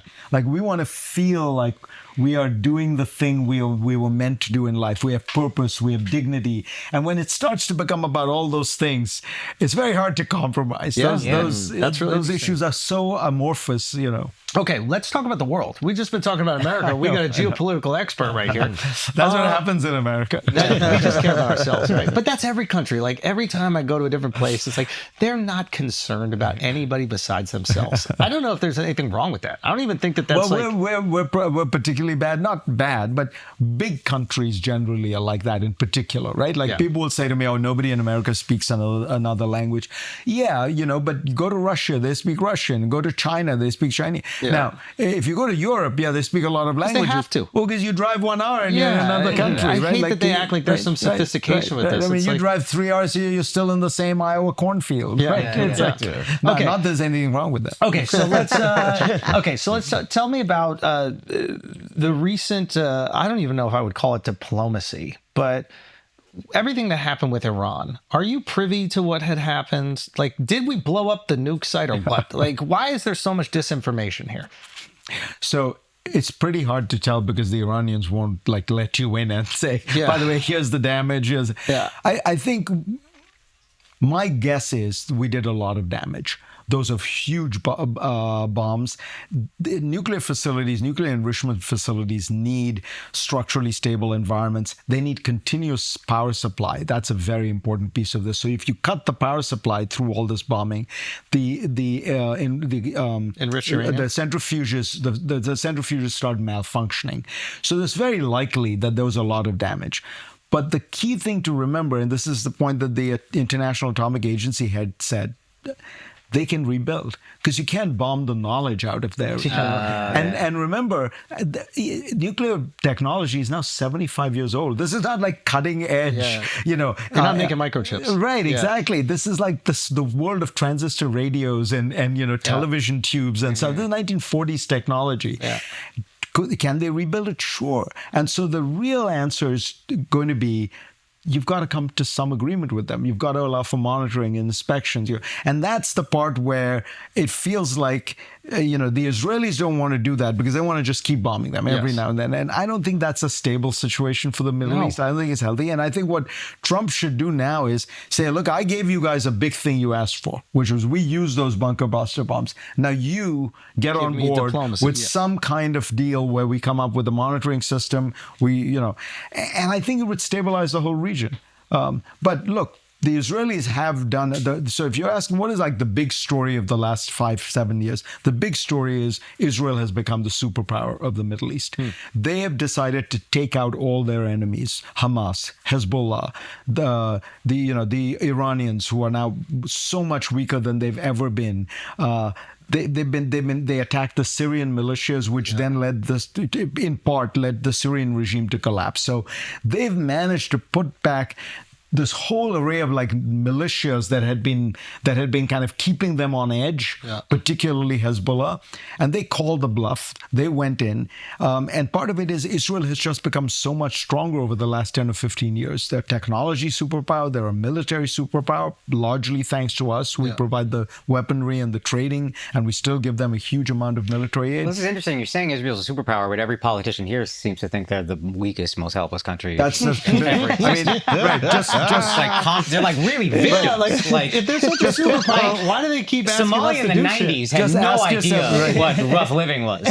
So just ask yourself, like, look at that world and say to yourself, look at what they've done to Hamas in Gaza. Look at what they did to Hezbollah. Look at what they did to Syria. Look at what they've done to the Iranians. Like, that's just one country, with 7 million people. The huge support from the United States makes a difference, but they're also super inventive. The IDF, the military, fights amazingly well. Look at the intelligence success of the pager operation. No against question about Hezbollah. the intelligence success. So that's the real story here. Now the question is, what does that do? For the Palestinians, it's a very sad story because what it means is the Israelis can just continue to pummel them in this way that feels to me completely beyond excessive. Like there are reports that they may have killed 100,000 people in Gaza by now. It's somewhere between 50 and 100,000. Nobody knows. But there are Israeli reports that say it's in that range. I heard there's a lot of people that are missing. Well, there was a report that came out by hostages, as we're talking about, is missing. No. But if you just look at Gaza, right? You look at the photographs. You don't have to be an expert, right? Yeah. You look at it, and there's no World War II city that looked like that at the end of the Allied bombing. And it's just so you say to yourself, like, why do you have to do that? Why? What is your answer to that? I think that there is some combination of different things going on. There was an element of vengeance, the sense of like October 7th, which was a brutal, horrific terrorist attack, and it made Israelis think, oh my God, these people will never let us live in peace. These people always all want to kill us. I understand all that, but so some of it I think is vengeance. Some of it is a Bibi Netanyahu feeling like this is my opportunity. And by the way, it allows him to stay in power because it's a wartime situation. That's kind of what it feels like. You're a wartime prime minister. But look at the price you're exacting on innocent people to do. I mean, the price you're exacting on innocent people. And also like this idea that this could potentially create more security for Israel. I don't know if that's necessarily true. I've never seen less support for Israel around the world, but especially in the United States. I don't know Americans outside American Jews that support what's happening right now. And I think a lot of American Jews know in their heart that this is not right. They don't want to say it out loud. They're feeling defensive. There has been a rise of anti-Semitism in the country. That's no question. Absolutely so true. You can understand and there was a lot that we didn't realize was there. But again, exactly. You scratch the surface and you found, it's very sad. But I think that at the end of the day, even Israelis are going to look back on this and go, what the fuck? How could we have allowed this to happen? So here's a question I have, right? Because I think what a lot of Americans are experiencing now that there's economic uncertainty at home is we hear these numbers going out to other countries, right? Like I think that's why there was the primal satisfaction to cutting USAID, because it was this idea that millions of dollars is no longer going around the world. It's going to stay home. Now, I don't know if it actually stays home, but to the average American, we're going to be, okay, well, now that I'm suffering, at least we're going to take care of us. And I think you see this a lot, especially with Ukraine and Russia. You saw it immediately, just the numbers, the amount of money going over there while Americans are struggling, right? We can't pay our health care bills. We're suffering with this, not even like I'm talking about American debt. I'm talking about college loan debt, just credit card debt, whatever we have, cost of living going up, rent going crazy high. And you hear like billions of dollars just going abroad. And we start to get the sentiment where it's just like billions of dollars going abroad, especially like to destroy Gaza, like just nothing left. And then we're going, how does this affect us at all? Why are we supporting this when we're suffering at home? Why isn't that money coming home to make sure we're good? And then you start hearing these things that like, I think they got healthcare in Israel, right? They got free college in Israel. Like, why don't you take the healthcare money and the college money and put it into the bombs before you ask us to give you money for the bomb? Like, we don't got healthcare, we don't got college. I think you can understand why there is this American resentment for money going away when we need it here, or at least it feels like it. And to me, it feels like there's a big difference between supporting, the bombardment of Gaza and USAID helping AIDS people, babies in Africa, right? I mean, I'm an unashamed supporter of USAID. I have traveled the world. I've seen these people. 60% of it was food and medicine. And yeah, we're the richest country in the history of the world. And I was always proud as an American that we were also the most generous country in the history of the world. We basically invented foreign aid. If you look at, Elon Musk said he didn't notice any effect of it. Well, I'm sorry if the baby who's now going to get AIDS because we stopped giving the medicine is not on Twitter complaining. Yeah. But those are the people who are dying by the hundreds of thousands. And it was a small amount of money. It's 1% of the federal budget. Most Americans, when they're polled and asked, what percent of the American budget do you think we spend on foreign aid? The average number people give is 30. Like 15% or something. And it's actually 1%. It's 1/15 of that. It's a small amount of money. You could trim it back some, but that was America at its best. But you look at the bombing of Gaza, and I mean, why can't we have the strength to say, look, we support you, we support your security, we do everything we can to support your security, but we think what you are now doing is actually hurting your security, and it'll hurt your security in the long run, undoubtedly, for generations. Undoubtedly, I mean, their security is dependent on U.S. support. If you don't have U.S. support, I mean, I think it's not easy to do these missions that they do. Don't get me wrong. Like, it obviously needs sophisticated intelligence apparatus to execute them. But it must be nice knowing that no country can really slap you back too hard because daddy's over here.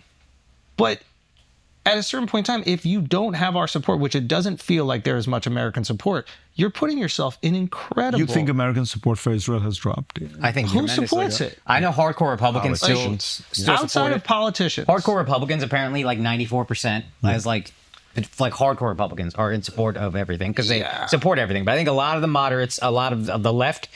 I remember growing up, I just assumed Palestinians were like bad because that's what the media would show me. Right. And then I remembered in the last like 15 years that kind of shifted. And now most left-wing people I know, completely pro-Palestine. Most moderates I know at least think what's happening is horrific. And then hardcore Republicans, I don't know many, but it seems like the polls I see there in favor. That's it. Yeah, I just think that like if you were looking out for the long-term success and safety of Israel, if that was your main concern, you would make sure that you wanted to foster the most nurturing relationship between our greatest ally. Right. I think that, and make sure it's bipartisan, right? that's the thing that I think a lot of people don't understand is like, and I was talking to Barry Weiss about this. I was like, I don't think Americans know, like we hear like Israel's our greatest ally. We get why we are to them. There's no question, right? Like there's never been a greater friend in the history of the world. What I don't think Americans get, and I think that the burden of this is on Israel, is to communicate to Americans what we get. Right. And it can't just be like, oh, military intelligence. It's like, okay, well, we give you billions of dollars a year to develop it, so we pay for that. Like, what are you doing for us? And it's on them to explain that. Yeah. And if you don't explain that, then it will feel like a one-sided relationship, and you can't be upset at Americans who are hurting right now. Right. That feel like money is going out there, and they feel like politicians are kind of like, you saw Ted Cruz on Tucker. Yeah. You know what I mean? Like you just seemingly like, oh, well, Genesis said so. Yeah. Like that's your justification because Genesis said so. Right. Well, not all of us believe everything in Genesis. Like, what do you say to that? Like, what can they? Do you know what their relationship is? Do you know what they give America? Like, what we're getting out of this? There's no question. It's asymmetrical. We're giving them way more than they. But I think, look, what are they giving? Like, is there a thing? Like, I've yet for anybody to tell me an exact thing that we tangible thing. Yeah, like. Intelligence, okay, like, but give me a thing. I mean, it's a foothold in the region, right? It's a pro-American. It's a pro-American. Saudi now. We have Qatar. We have so many other footholds. But I mean, another way to say what you're saying is the long-term security of Israel surely is going to be enhanced more than anything else by not having a situation where you've got, millions and millions of Palestinians living in your country who have no political rights. Like, how can that be a recipe for stability in the long run, right? Like, when I look at even Netanyahu, who's brilliant at, the external maneuvering, he's done a brilliant job with Hezbollah and all that. Like, what about this? Like, you've got 5 million people in your country who you refuse to give political rights. And yeah, I understand there's problems, there's bad leadership and all that, but what is your plan? What is your solution to this, right? You just kick the can down the road. Nobody questions Hamas is horrible. Right. Nobody questions it. Disgusting, awful. But you've got, like you're just going to keep kicking the can down the road and hoping people won't notice that 5 million will become 6 million, will become 7 million people who don't have any political rights and no country, That just seems to me to be the biggest existential problem for Israel, because one day you just know it's going to explode. It feels like it's exploded. Do you believe in the greater Judea ideology, and do you think that plays a role in the politics within Israel and like the high brass of Israeli government? I like this idea of like trying to basically recreate the Israel of the Old Testament and basically from Tigris to the Euphrates take all of that land. Right. So there's no question that is a view held by some people in Israel on the right who have grown in power. Like, they say it openly. Ironically, the phrase "from the river to the sea," the most dangerous use of it right now in Israel is by these Israeli right-wingers who say, we want all of Israel from the river to the sea, and we're going to kick the Palestinians out to Libya or to Egypt or places like that. And Netanyahu is allied with these people. I think it's a minority view in Israel. I think that the mainstream understands that you can't do that. That would be the ethnic cleansing of 5-6 million people.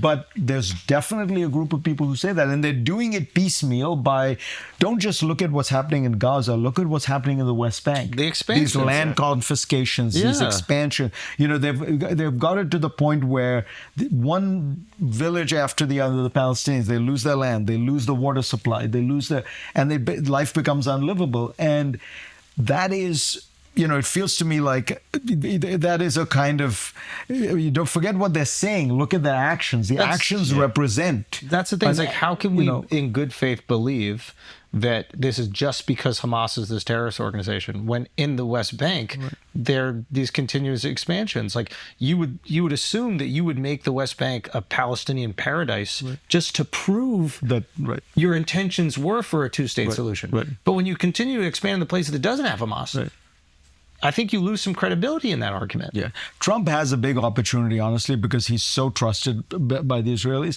And if he wanted to, and he would be willing to spend some political capital, he could demand, he could say, we're going to have a two-state solution. It's going to be, and maybe you say, okay, it's initially a demilitarized state or something like that, right? That Costa Rica is a demilitarized state. Maybe that's a start, because it's better than the hell that is there now. Yeah. But he would have to pay political capital. And by the way, if he did it, that is his one shot at the one thing that he really wants. The fucking Nobel Peace Prize. It's like right there. Prize. But use your political capital. What does that mean, use political capital? Means be willing to do unpopular things, because people are going to trust they think he has credibility with the Israeli Cash in a little of your credibility with Israel. Look, I've been there for you. Exactly. Do this for me. I supported the hell out of you. You owe me one. But it doesn't seem like he's doing that at all. No. But it seems like this. No, he was pandering even in that meeting with the. You call him one of the greatest men on earth or something like that. It seems like the world wants this except Israel. It seems like the world wants a two-state solution except Israel. Now, to be fair, just to remind everybody, 2 Israeli prime ministers tried very hard, and the Palestinians rejected it. Yes. And that's all real, and that history has moved Israelis to the right, and that's part of the problem. But you don't get to just stop trying because it didn't work. When you have a problem like this. I also think there's another component that's very important, which is like Iran's sponsoring of terror in the region. Yeah. And again, I know nothing. This is why you're here. But it seems to me the lack of involvement of the other Arab states might be indicative of them supporting the downsized influence of Iran in the region. In other words, if I'm Saudi, if I'm, UAE, it's like, I want to turn this into Las Vegas. I want this to be like a fun place where people go vacation. They're not going to do that if there's going to be the Houthis that are shooting bombs over here and all these other terror proxies of Iran. So is there a version where they're just kind of like letting Israel do the job? They were. So I think the Iranians had a very clever strategy, which is they knew they were not very strong, particularly up against Israel with American support, right? So they came up with this strategy, asymmetrical strategy. We're going to fund these little militias, Hamas, Hezbollah, the Houthis, the Syrian militias, the Iraqi militias, and we're going to keep Israel and Saudi Arabia and all kind of the American, we're going to keep them on edge. We're going to keep them, they're always going to be a little worried about what could happen. And that's why I say what the Israelis did over the last few years has completely changed that strategic situation, because they decided, in a way, October 7th, I think, kind of freed them up and said, we're going to go for it. We're going to take, and they went after them one after the other. And it turned out they were all weaker than people thought. The Israelis were stronger. They had our support. So that whole balance of power has completely shifted. Iran is now much weaker. Its militias are basically decimated. And the interesting question is that the Saudis and the Gulf states, that you're absolutely right, were very happy to have Israel take care of business, are now watching an Israel that has become the superpower. And now they go. And you wonder what this is like classic balance of power politics, where now the Iranians are so weak, they don't care that much about Iran, but I wonder whether they're looking and saying, has Israel got too strong? Do we want to live in a Middle East so dominated by this one country? Or, so I wouldn't be surprised if they're also kind of like trying to ask themselves, what does this mean? It's a kind of, the Middle East of today is basically dominated by Israel, Saudi Arabia, just, in certain ways, Saudi money, and Turkey. And those are the three. The others are all knocked out. All right, guys, let's take a break for a second. I want to talk to you about supplements. I cannot believe it's taken this long for supplements to be this delicious. Okay, shout out to Groons. Groons has put all the most important things that you need in your body into a delicious little gummy. Actually, the most difficult thing about Grooms is just not plowing through like 20 packs a day, because they are so good, and gummies aren't supposed to be good, right? We've been told that they're bad our whole life. No.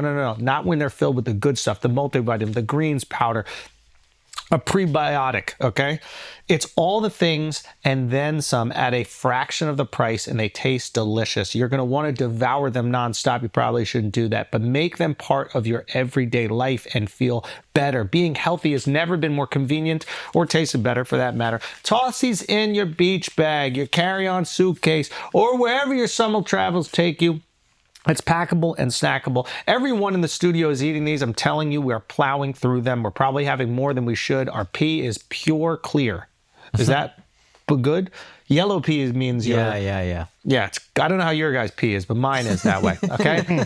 Low sugar, gut healthy, and has immunity and cognitive benefits.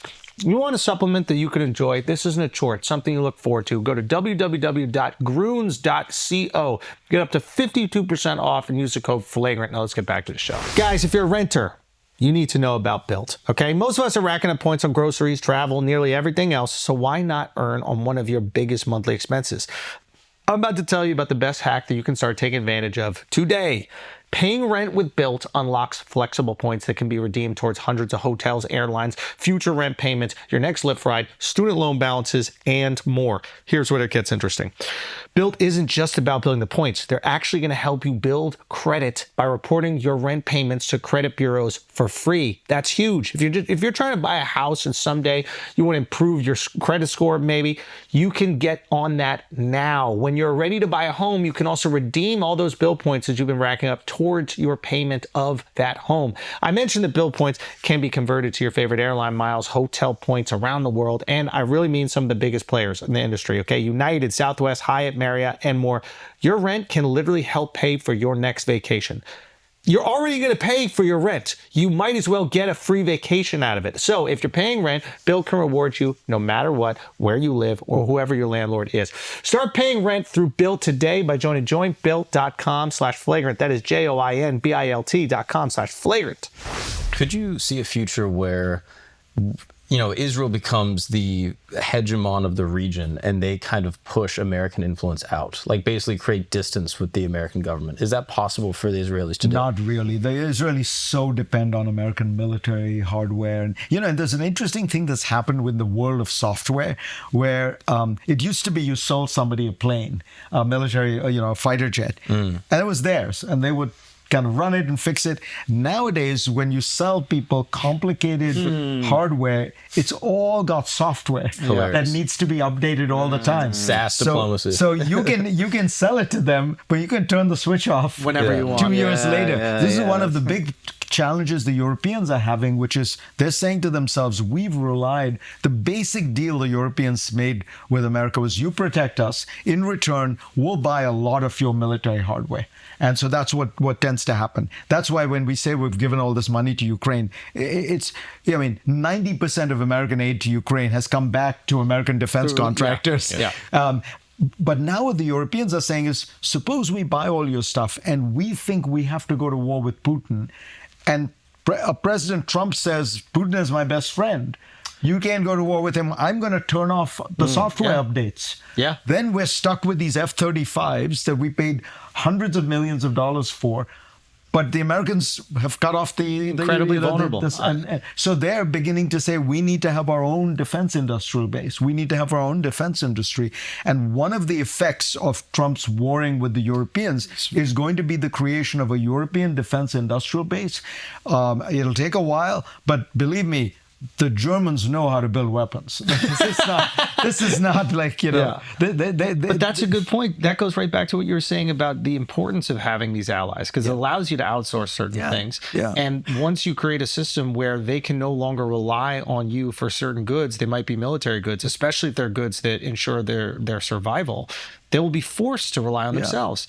Well, this is what I wonder about with Israel. Like, if they're able to neuter the militias in the region and all of their adversaries in that part of the world, and they're able to then take on contracts with other countries, is it possible that they can decentralize the reliance on the American empire? They could go a little bit less, but they're too small a country to have a real defense industrial base. I mean, you're talking about a few million people. The big defense manufacturing bases tend to be in places like the United States, China, Russia. You need to be a size and scale. So I doubt it. I also think we own the skies in a way that nobody does. The Chinese will probably rival us in the near future. But why do the Israelis have all this amazing intelligence? They're amazingly good, but they are able to get all American satellite intelligence. Oh, wow. We provide all that stuff to them, the real-time targeting of all these Iranian sites. How did they have the pinpoint accuracy they had? That's our stuff? Yeah, but why are we giving them all this credit? We own the skies. It's amazing how comprehensive America's view of the world is, because we have these satellites all over. We map every square inch of the world, and we know exactly where stuff is. We can see tank movements in a way that almost no other country. Is that all our satellites, or is that a combination with like Starlink and allies? It's all our satellites. And that stuff is all military. What Starlink was able to do, which was incredibly helpful to the Ukrainians, is the Russians basically brought down the Ukrainian cellular system, Wi-Fi system, all that. And, tank battalions need to communicate back and forth using cellular systems, Wi-Fi, all that. Starlink provides that for them. But it's not the satellite pictures. That stuff is all that's US. And we give the Ukrainians that. Trump occasionally has paused it when he gets into a bad mood about Zelensky, but we've usually given that stuff to them.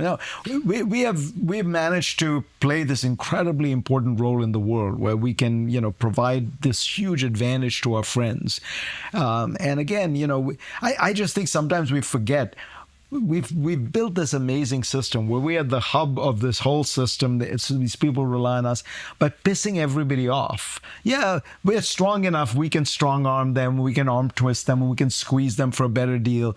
But as any good businessman knows, the way you really build enduring businesses is not by squeezing people on every transaction, but by building relationships. You build a web of relationships that causes trust, that causes continuous business, and that's what we have. Is it possible for peace in that region? I imagine you either need, I guess, regime change in Iran, or you need the current regime to stop funding the terror in the region. You need Israel to stop turning Gaza into rubble. But it seems like there needs to be an agreement between Iran and Israel before there will be peace in the region. So a very good point. I think you're not going to get that right now because Iran doesn't even recognize Israel. But what you could get is an agreement between Iran and Saudi Arabia, and maybe Iran and the other moderate Gulf states. Basically, you're right that you need an Iran to behave. Henry Kissinger had a great line. He said, Iran needs to decide, is it a cause or is it a country? In other words, is this a country that just wants we have our national interests, we need to protect them, and they have legitimate interests, or are you this cause, the Islamic revolution, you were funding proxies all over the world? If you cut that stuff out, and if you focus on your national interests and you say we have these defensive concerns, that I think could allow for peace between Iran and Saudi Arabia, with the United Arab Emirates, and then you build from there maybe. So Iran doesn't necessarily have to recognize Israel, but if it is in good conversation with Saudi could apply some pressure on Iran for Israel to stop the proxies. Exactly. And then when Israel and Iran are not in this proxy war, the region is safer. Exactly. Economy can grow. Everyone wins. Iran Trump gets his peace prize. Exactly. So maybe that's what. Yeah, and that's that. And by the way, that Saudi Arabia. And then the Israelis don't feel like a very real existential threat, which is constantly we don't know where. Correct. Look, don't forget, Israel lives in a tough neighborhood. These countries have tried to have gone to war with it many times. They've tried to wipe it off the map. Tom Friedman, I think, once said, he said, you got to remember three things about Israel. One, it's an amazing country that built an incredible country out of the desert. Two, it can do really, really horrible things, as it is doing now in Gaza. And three, in Gaza and the West Bank, I think he said. And three, it lives in a crazy neighborhood. Like, all three things are true at the same time, you know. But I think the other thing that's going for a more optimistic view of the Middle East is Saudi Arabia. We sometimes don't talk about, like, the good news. The good news is Saudi Arabia, which used to fund all the Islamic terrorism in the world. It used to fund all the Islamic fundamentalism in the world. I'm exaggerating, but it was a huge, you know, this is where the bin Ladens of the world came from. We used to have a couple buildings downtown. Exactly. Right? That's, 19 out of 20 of those guys are, 15 out of 20 of them were, I think, were Saudi. The 4 pilots, I think, the leaders were Egyptian and the others were Saudi. So Saudi Arabia has been transformed. It's now a force for stability. They have actually cracked down on all the Islamic fundamentalism and radicalism, not just women's rights, but in many different ways. They've pulled back. They're trying to find ways to stabilize the situation, be more secular. Saudi Arabia basically wants to become Dubai. And that's a very, very powerful force for stability in the region. Because as you said, they just want, maybe not Vegas, but they want peace, stability, tourism, trade, commerce. That's great. There's a mafia saying, which is like, when we're at war, nobody's making money, something to that extent. Yes. And like when the families are fighting, it's very hard to profit, right? You got the police looking after you, you got the FBI looking after you. When everybody's at peace, you can run your little racketeering thing, you can run your gambling thing over here. And it does seem to me that like peace in the region will bring that. The question is, will the current regime in Iran allow for that to happen? But that's really interesting, using Saudi as the proxy for the peace negotiations, even though there's like I think a religious difference, right? There is a Sunni Shia, but they've actually started a rapprochement. They've had foreign ministers have met. They've gone back and forth. Again, this is all part of, and it was Saudi outreach that made this happen. I mean, this is transformative. Yeah, because the Saudis, as you say, the Saudis want peace and stability, because these countries, Saudi, UAE, Kuwait, Doha, Qatar, they're now like, there's so much wealth has accumulated. They're like hedge funds with small countries attached to them. And what they're really thinking to themselves is, we need peace and stability to invest our money so that we can make a good return. You're 100% right. And they're like, that is their perspective. They're almost like fund managers with huge pools of capital that need peace, stability, and trade. Is it possible to get Iran economically aligned in that way? Not with this regime, I think. And I worry about when people talk about regime change in Iran. Like, think about all our experiences of regime change in the Middle East. In Iran specifically. Right. First of all, in Iran, where when we've done it. But in general, like, these things have to come from within, these transformations. Look, Iran historically is the most of all of those countries. It's the oldest trading state in the world in some ways. This is a very sophisticated Bazari culture. But right now they got a bunch of crazy mullahs running them, and I would say more than crazy, corrupt. Like, one of the things I noticed when I went to Tehran was the degree to which you didn't realize the people at the top actually like the sanctions, because guess who does all the smuggling? Guess who benefits from, like, so you take all the sanctions down, you take all the, guess what it means for the Revolutionary Guard and for the mullahs? It means competition. All of a sudden, every businessman in Iran, and there are a lot of businessmen in Iran, they're going to get in on the import action. They're going to get in on the export action. Right now, so one of these guys, Rafsanjani, he cornered the entire market for pistachios. Iran is one of the great places in the world. There's basically one family now that, guess what? If you had no sanctions, that the Resnicks in California who do the wonderful pistachios, they'd be in there. This is like this is Russia after the Perestroika. Right? There's whenever you have controls, it means that somebody, because capitalism has its way, it's going to happen. Dude, I was in Turkey, and I'm right there on the Bosphorus, and I'm seeing all these boats come down, and there's this like beautiful castle. I was in Istanbul, like there's this beautiful, I'm forgetting the name of the castle, but it is like where the Ottoman Empire, the sheikh, what are they, the sheikh? No, the leaders of the Ottoman Empire, I forget what they were called. What were they called? They're the king, but whatever their version emir, is. Maybe, I'm trying to remember. The Sultan of the Ottoman. Exactly. And Oh, I know the one you mean, the Dolmabahce Palace, right on the water. And there's all these ships coming down, and they're blank ships. And our tour guide was like, "You see those ships? Yeah, that's Russian oil." Yeah. It's like the oil's going to get there. There's sanctions, but you're going to strip the colors of. There's no flag flying, and it's going to go. And all of that is consolidated at the top. That's such an interesting, like almost like how markets are going to decide themselves no matter what. There's the Russian oil goes to India, and then when it gets refined, I was talking to a guy who works at the refinery. He was like, "Look, once it's come to our refinery." It's Indian. It's Indian oil. Okay, so Turkey is an interesting example of this because Erdogan has this like stranglehold of power, right? Okay. And my understanding is that like Erdogan just gets a piece of everything, like off the top. Right, it's run like a mafia state. Like so, those are the rumors. I think it's more his son-in-law. As always happens in these situations, the person on top is like, "I'm clean." Yes, my son-in-law, you got to talk to him if you want to get business. Who did that in our country? was there an old guy that did that? Anyway, but okay, so but maybe it takes a kind of, I guess, strongman leader like that in a way to organize a system that can thrive. So like maybe that is kind of what Iran needs. Well, the case of Turkey is very sad because the Turks were modernizing very rapidly. They were on a fast track to European Union membership and all this. And then Erdogan comes in, and I don't think he ever wanted that future for Turkey. He wanted it to be much more. So Turkey has actually in many ways gone backwards. Like what really modernized Turkey over the last 20, 25 years was the prospect of European Union membership. And Erdogan, and partly the Europeans screwed things up by saying you'll never get membership because you're a Muslim country. Oh, really? Yeah.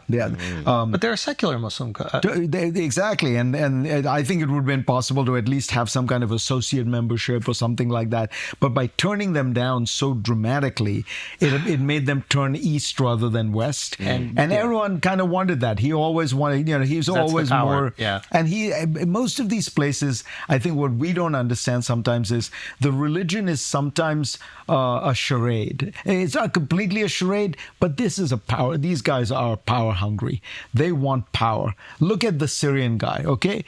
This Syrian guy was like he was to the right of Al-Qaeda. These people were like hardcore Islamic, fundamentally.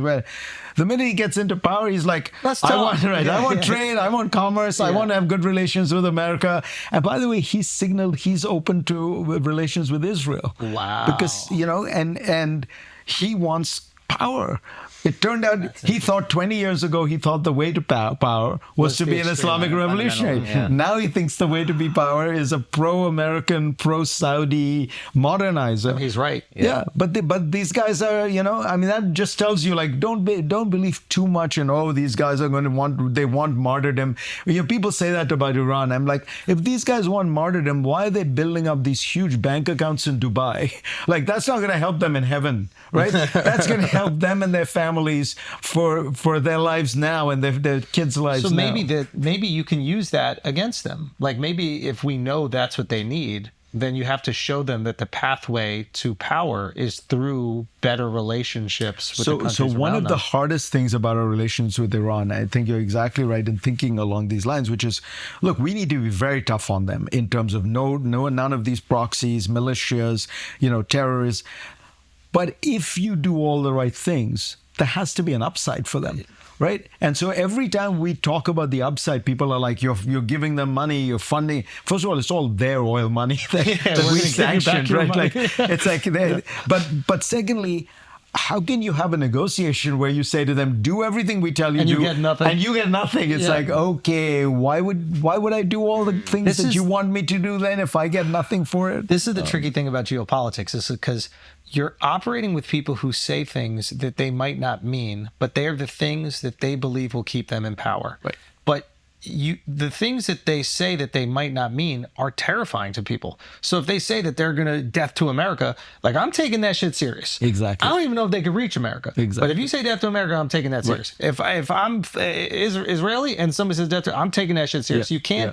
You can't begrudge people for taking threats seriously. This is while at the same time, if you are some form of like a geopolitical diplomat or negotiator, you have to know that what they really want, hopefully, or best case scenario, is power, just like the leader of Syria right now.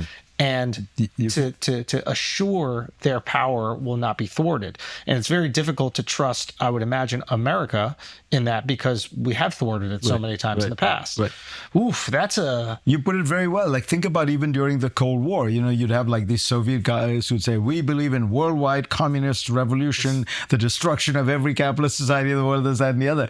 And then they'd sit down and say, okay, can we make a trade deal? Can we, you know, can we make a nuclear arms deal? Like, you know, they're operating at two levels. Like some of that is being said, but maybe some part of it they believe. Some of it is for domestic legitimacy. That's what makes them feel like they're, you know, holding up the.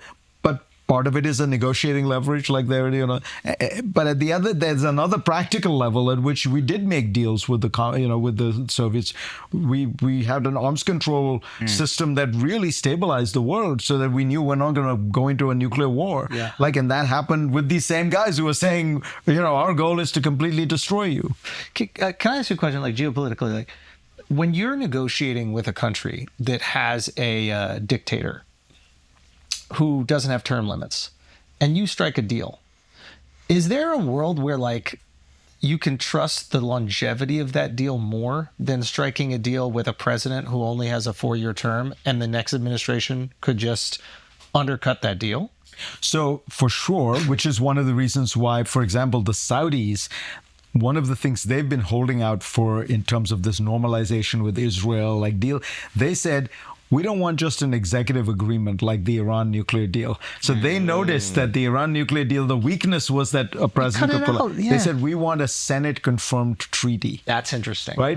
Which, by the way, a president cannot unilaterally abrogate. So they... I think that's smart. They understood that, right? They understood that. And look, it hurts us more when you have an administration to administration, like massive change in policy.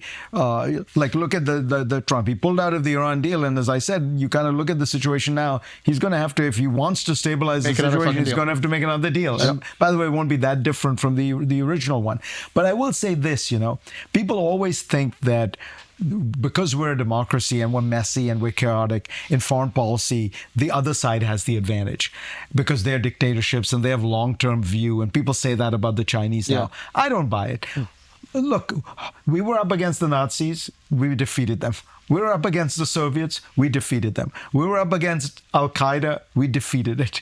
You know, the truth is, we are amazingly consistent, you know, in general. We are still on the banks of the Rhine, 75 years later, protecting Europe. We're still in Okinawa, protecting the Japanese. We're still on the DMZ, protecting the South Koreans.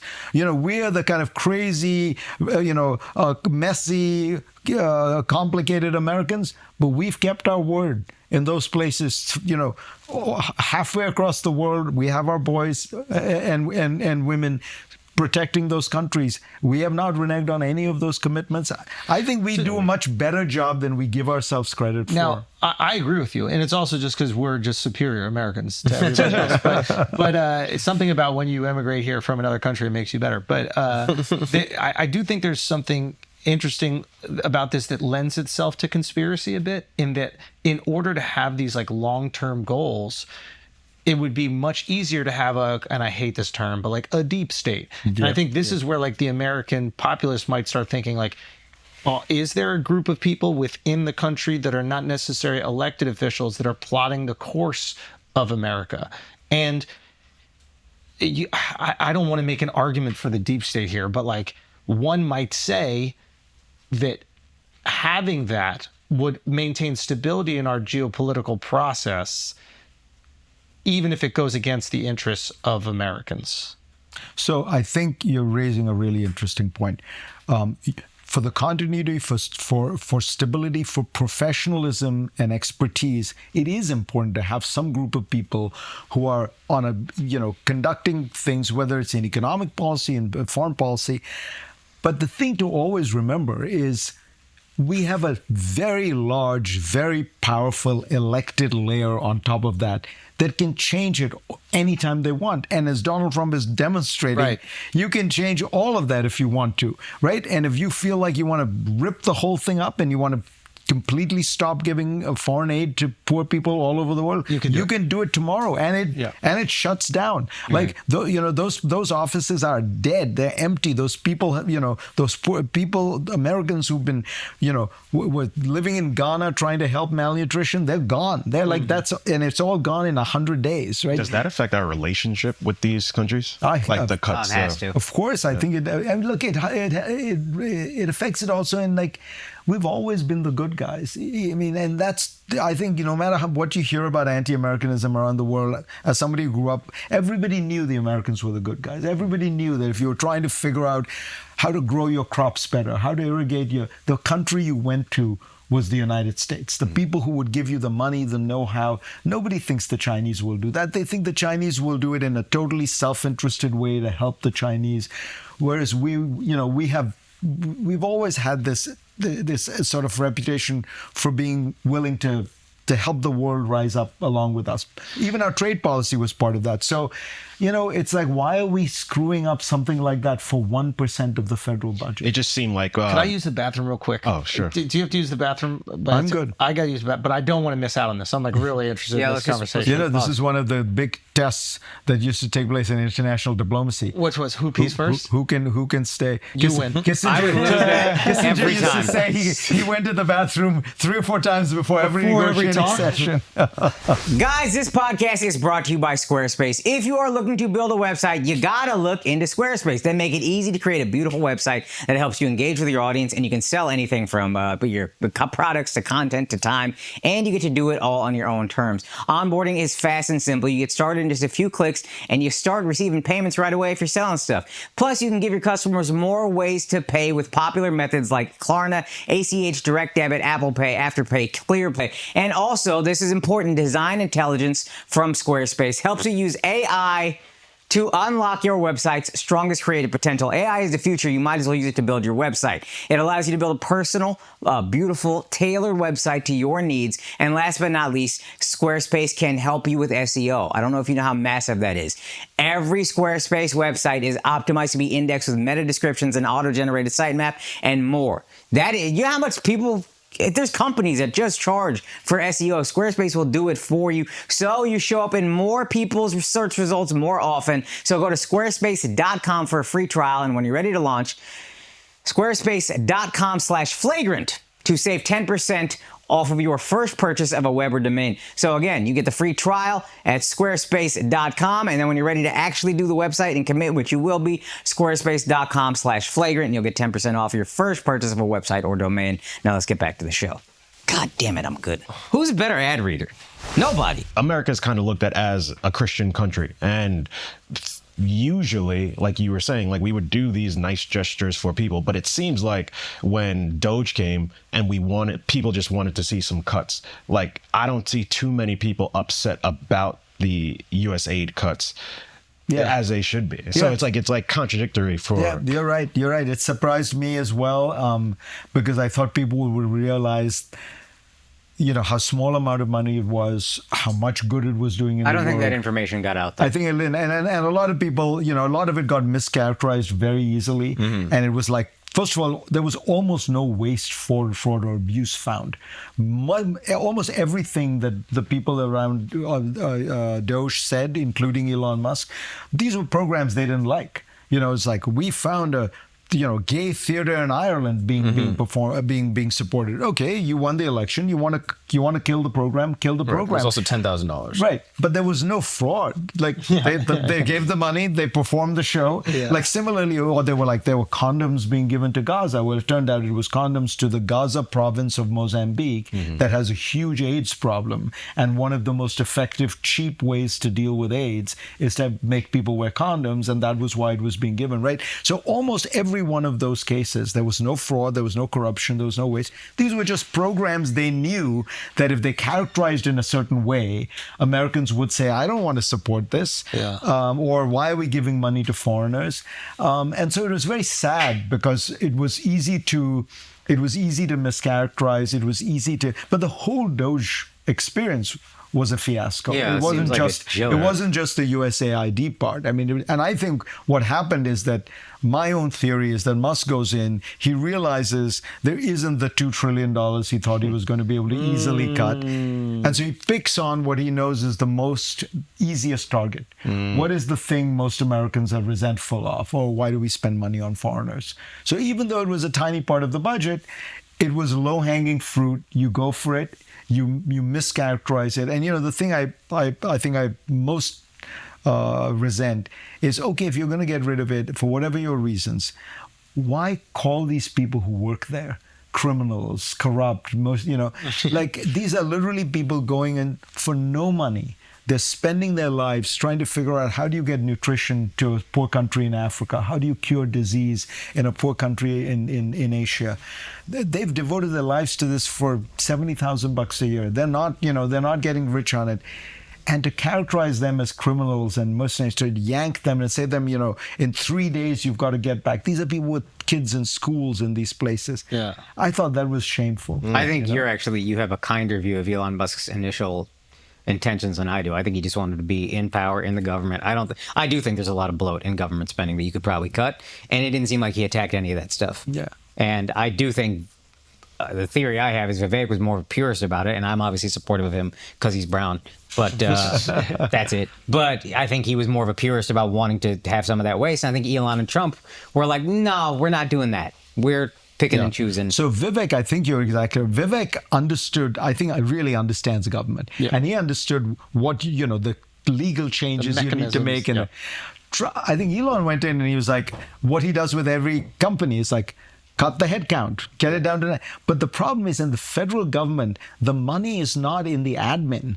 It's not in the people writing the checks. It's in the numbers on the checks. Yeah. Right? It's like the money in Social Security is not in how many people you are at the Central Bureau. It's how much money you're sending out the door. Yeah. It's same with Medicare, same with veterans benefits, right? So it's like the wrong model. It's like in a tech company, maybe you get rid of 50% of the programmers and you've made big savings.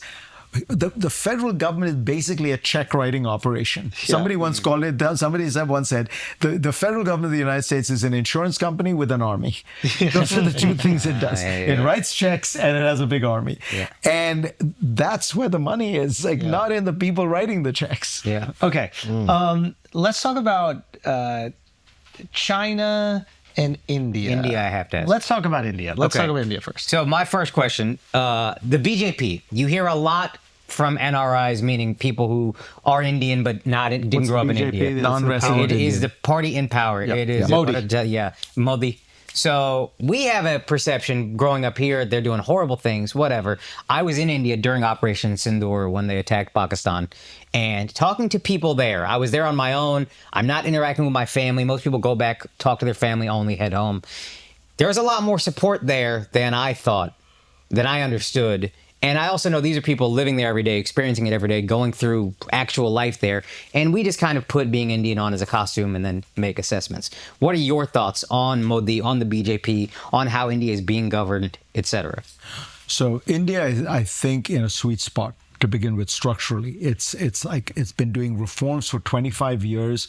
Those reforms are paying off. It's become a much more market-oriented, growth-oriented economy. You've unleashed Indian aspirations. Average person in India thinks he can move ahead. Amazing. I think it's an amazingly hopeful story of what's happening in India, and it's actually bipartisan. It's been going on across 2 changes of government. Is a good example of how democracy actually has strengthened the process, because you've now had, 2 different parties in power over 25 years. With continual growth. Still goes up. I think Modi has been a very effective economic manager. He has managed the economy very well. He hasn't done the biggest reforms. He's tried to do some of them, couldn't get through some, made mistakes. But basically, very competent, very hardworking. In foreign policy, he's navigated very well. The sweet spot, again, is for India, that it's not China, that it's a democracy. The Americans want to do deals with it. The Europeans want to do deals with it. The Russians still want to maintain relations. So he's handled all of that well. I think, however, when you look at the issue of 2 things, one, his authoritarian tendencies and the treatment of Muslims in India, I think you'd have to give him a bad score.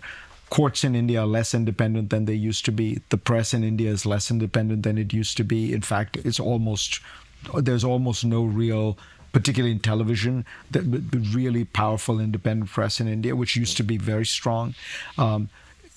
Treatment of minorities, not just Muslims, Christians, Buddhists. And this is not me. You look at any objective, there are 3 institutes around the world that rate democracies.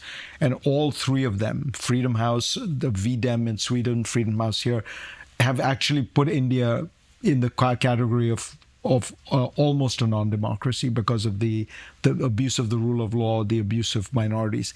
So it's a complicated picture where there's some very, very good things happening in India. There's an underbelly to it. Most of the people you're going to meet in India, just to remind you, are, India is 85% Hindu. Hindu, yeah. And I think that it's also fair to say Modi is very popular. This is not happening without public consent or anything like that. Yeah. It's a lot more like Erdogan. Erdogan is, whatever you may say, he's won 3 elections, right? Yeah. And Modi has won 2 elections. One of them very strongly. The last one, he got pulled back a certain amount. So it's like not all good things go together, but I'd say on the whole, India is moving ahead in a very forceful way. So talking to people there, what I was told, you can tell me if this is true or not, the Congress Party, which was in power before the BJP, would do the same kinds of things. The BJP seems to, if you go against them, they will ruin you. And I've heard the party in power before that, Congress, would do the same thing, but because there was only television back then and no internet, no social media, we never knew about it. Because they could just do it. They controlled the television media. They controlled the newspapers. Nobody's going to find out. Now, with the internet, we can call out the BJP, but they've been doing that in India since its inception. That's what I was told. Right. So like I said, that's why I better to rely on objective measures used by, these independent think tanks that rate countries on the basis of judicial independence, the number of court rulings that go against the government, the number of times a judge who issues such a ruling is then transferred, to some kind of Wild West province like that. Those are the kind of things that they look at. I mean, media is very simple. There's very good data on all this, where basically Erdogan did the same thing in Turkey. There was one independent television channel in India that was really, I wouldn't even say anti-government, anti-BJP. It was very independent and would call it as it saw it.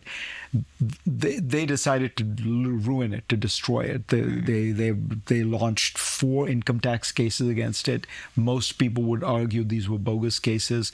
The company was ruined. It was then brought to its knees, and then Modi's favorite billionaire steps in and buys it. Adani? Adani. The TV channel was called NDTV. Right. So. Oh yeah. Right. So those are the kind of things. And you do it once, it's a good demonstration to everybody else, and everybody else falls in line. So. But as I say, I think the truth about India is that it is doing, on some dimensions, is doing very extraordinarily well, and on some dimensions, Modi is an extremely successful prime minister. But look, the BJP in its DNA has always had this very sectorian. Yeah, you talk about populism. I would say right. India's right. So and I mean, to me, somebody like Erdogan or Orban in Hungary are very similar. Like there's a path to power which has always been about saying, I'm against these secular urban elites and and all the everything they represent, and those people what the BJP would say is but the courts were full of these secular urban elites, the media was full of these guys hated us, we had to do something about it. By the way, Trump does. There's a certain amount of that Trump is doing here as well, right? Like why are they trying to defund every NGO and every museum head? I mean, they're going after the Smithsonian. like who knew that there was something so bad about dinosaurs? Right? Like, but it's like there's an idea that whole class of people are basically left-wing, kind of resistors, and we've got to break them. I was seeing chatter, and I think that there might be American ignorance about when we were going through our little negotiations with China. I think a lot of Americans are like, hey, India is our homies. Like, why don't we just send all of our manufacturing over there? Is there a misunderstanding on how long it takes to develop efficient production lines? And how many years would it take to transition those production lines where we could send our manufacturing? Oh, it would be hugely complicated. To begin with, the biggest challenge would be China was unusually successful at being able to consolidate all this stuff. Think about all the countries it outcompeted to get all this stuff to be in China. And it's not just cheap labor, because there are countries that are cheaper labor than China, all of Africa, right? Like, why did it not all end up in Africa? So the Chinese were amazingly skillful and strategic and hardworking. And if you go to China, you go to these factories, they are mind-blowing. I mean, there's a level of scale and the technical expertise of doing it. Secondly, China, most people don't realize, because, we now have this idea of China is all bad. China opened itself up to the world a lot. So it lets in a lot of goods, it lets in a lot of competition. Its firms are very, very competitive and smart. And they don't have a lot of tariffs on intermediate goods. So we were talking about the iPhone, right? So one of the difficulties of moving iPhone production from China to India was the Chinese let all the component parts in with very low tariffs.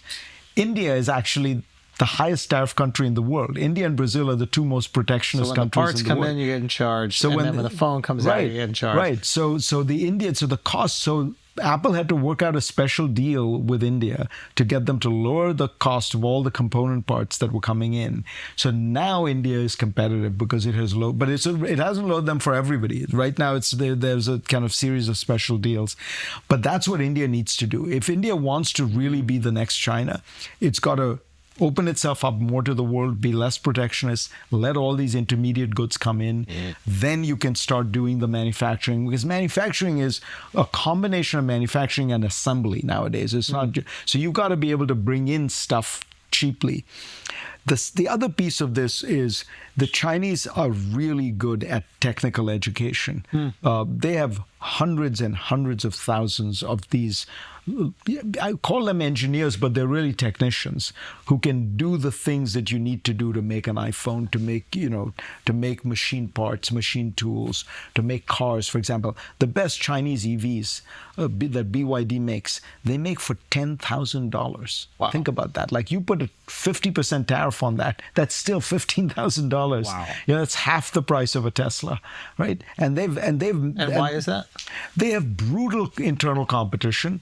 They manage, so these companies have gotten to the point where they are amazingly efficient. There has been some state support, but by the way, we've also provided a lot of state support. Look at the incentives for Tesla. Right, exactly. So it's a huge market. They're very good.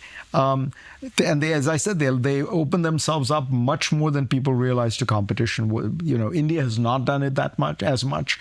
They have not been able to move as far in some of these technical fields like batteries. The Chinese dominate battery production.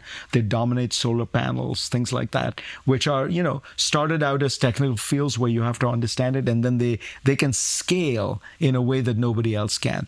But all of which is, to answer your question, is going to be very hard to move these supply chains. You can move some of them, and we should be trying, particularly in the areas that are national security concerns.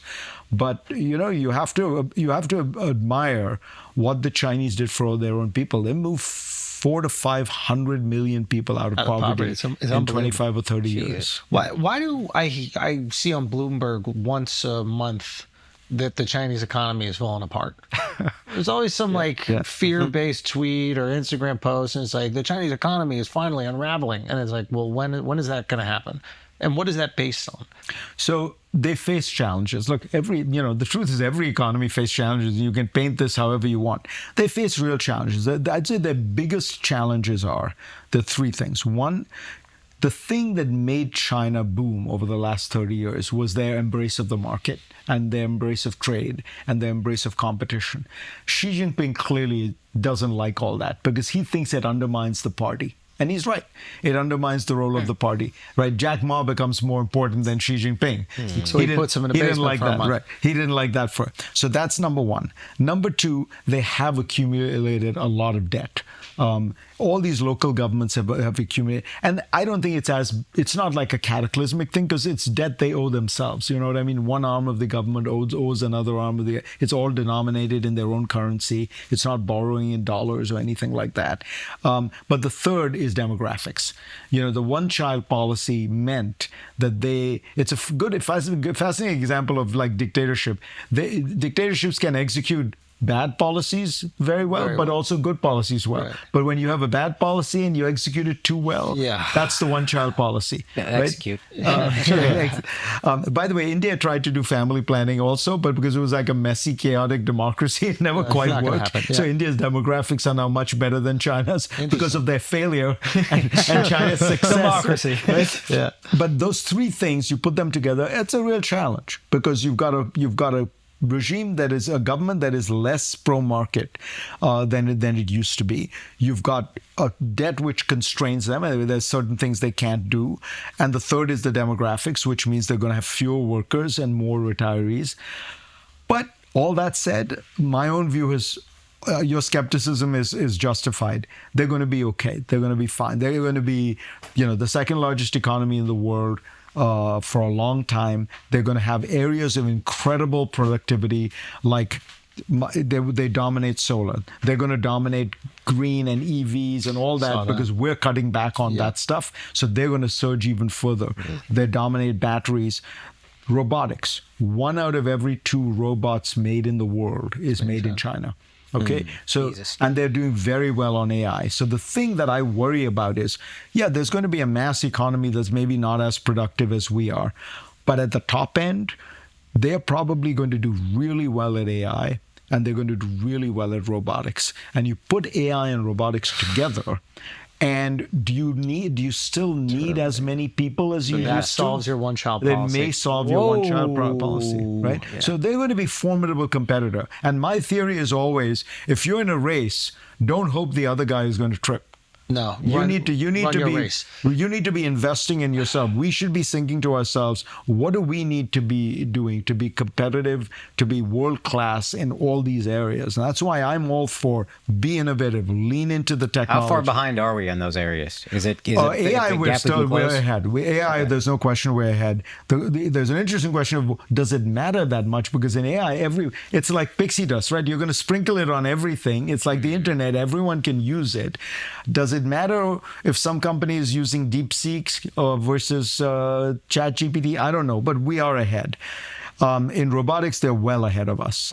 In battery, they're well ahead of us. In green, they're well ahead of us. But, there's a whole bunch of areas, nanotechnology, quantum, AI, where we're ahead. There's a lot of biotech areas where we're ahead. We're the most advanced economy in the world, no question. Now, what has kept us in that place is this extraordinary combination of government funding, research being done by universities, and the private sector using that research. And that triangle has been, it really is, it's difficult to overestimate how important it's been because it's been, only America does it this way. The Europeans don't have this triangle the way we do. The Chinese don't, it's all government done. The Indians, it's all government done. So what we're screwing with these attacks on Harvard, with these attacks on universities, is that, and weirdly, you're attacking by withdrawing funding from the research arm of these universities, the guys doing cutting edge computer physics, biology, medical research. They have nothing to do with those campus protests. I can tell you, having spent a lot of time at universities, those scientists, they don't give a fuck about what's going on. They're very non-political. They're like sitting in their labs trying to invent the dream of the future. And you just, and the level of funding cuts is crazy. All these labs are being shut down. literally, we have graduate students, the best graduate students who are Chinese, who were hoping and dying to be in America. They're going back to China, to government-sponsored labs there. Yeah, Why are with we our doing IP. this? With RP, with all our training, with all the culture. Weren't they stealing secrets and bringing it back? Didn't two get arrested? So there's some small percentage of Chinese American graduate students were, I think, involved in that. So we have to do something But the about vast majority, not only come here, they want to stay here. Yeah. Like, there's a reason they're leaving China. These are not people who are super happy with being in China. Sure. And if you look at our labs, if you look at our tech companies, if you look at biotech, it's all Chinese and Indian Americans. These are immigrants who came here, went to the best universities, wanted to stay, and have ended up, doing cutting edge research or founding companies.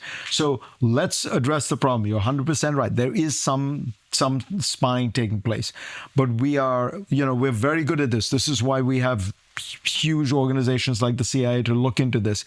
But let's not kill the goose that lays the golden eggs. I mean, one of the things that keeps us cutting edge. The overcorrection might end Well, up. look, we get I think Lee Kuan Yew, the ruler of Singapore, put it very well. He said, look, the Chinese can tap the best and brightest in their 1 billion people. The Americans tap the best and brightest from the 8 billion people all over the world. We want to be able to keep doing that. What is the Chinese calculation when it comes to an invasion in Taiwan? Look, now nobody knows, so your guess is as good as mine. But I think my sense is, that, first of all, this is not just a Xi Jinping thing. The Chinese have always wanted Taiwan. Unification of China and Taiwan is in the Constitution of the People's Republic of China. It's written into the Constitution that is going to be one of their goals. It is the unfinished part of the Communist Revolution of 1949, that they have this piece of China that is not, that was the place where the nationalists escaped to, the exiles escaped to. Secondly, I think that Xi does believe that part of the kind of historical project that he wants to oversee is some kind of grand reunification. But I think China is very different from Russia in this regard. Russia is a rogue regime. They like to cause instability around the world. Look at, they're always doing it. Europe, even in the Middle East, Afghanistan, right? And don't forget, how do they make money? Like, I always go back to the money. The Russian economy is basically an oil and natural gas economy, right? When you have instability, oil prices go up. So they actually don't mind instability. That's actually good for them. Yeah. The Chinese are the opposite. They are consumers, not producers of energy. They need stability. They need low prices. They need international commerce. They export to the world. They need open markets. So I think what deters Xi Jinping more than anything else is the fear that if he were to invade Taiwan, he would get cut off from all the markets of the world, and there goes his economy. And China's economy goes into it. So I think the biggest mistake we could make is to cut him off from all of that anyway. Because then he has no reason to not invade Taiwan. Right. Then he's saying, I'm already being screwed by all these guys. The Americans are shutting me out of their market. They're decoupling from us technologically. Wow. I'm already in a fortress mentality. Right. Why don't I, and I can't, my economy is doing badly because of that. Why don't I score a big win on Taiwan? Ideological reunification plus the semiconductors. And also, when the economy is doing bad, it's easier to galvanize the people. All these people want China to die. We're going to prove to them that we don't die. We can even expand. Right. Wow, that's so interesting. So essentially, coupling with China will ensure the safety of Taiwan. To some degree, right? Like, because that's the leverage we have with them. Until they don't use up the leverage before, like now the Taiwan semiconductors is a really interesting question because, the 95% of the world's most advanced semiconductors are made in one place in Taiwan by the TSMC. Can you explain to the people what, and by the people I mean me, what exactly a semiconductor does? Sure.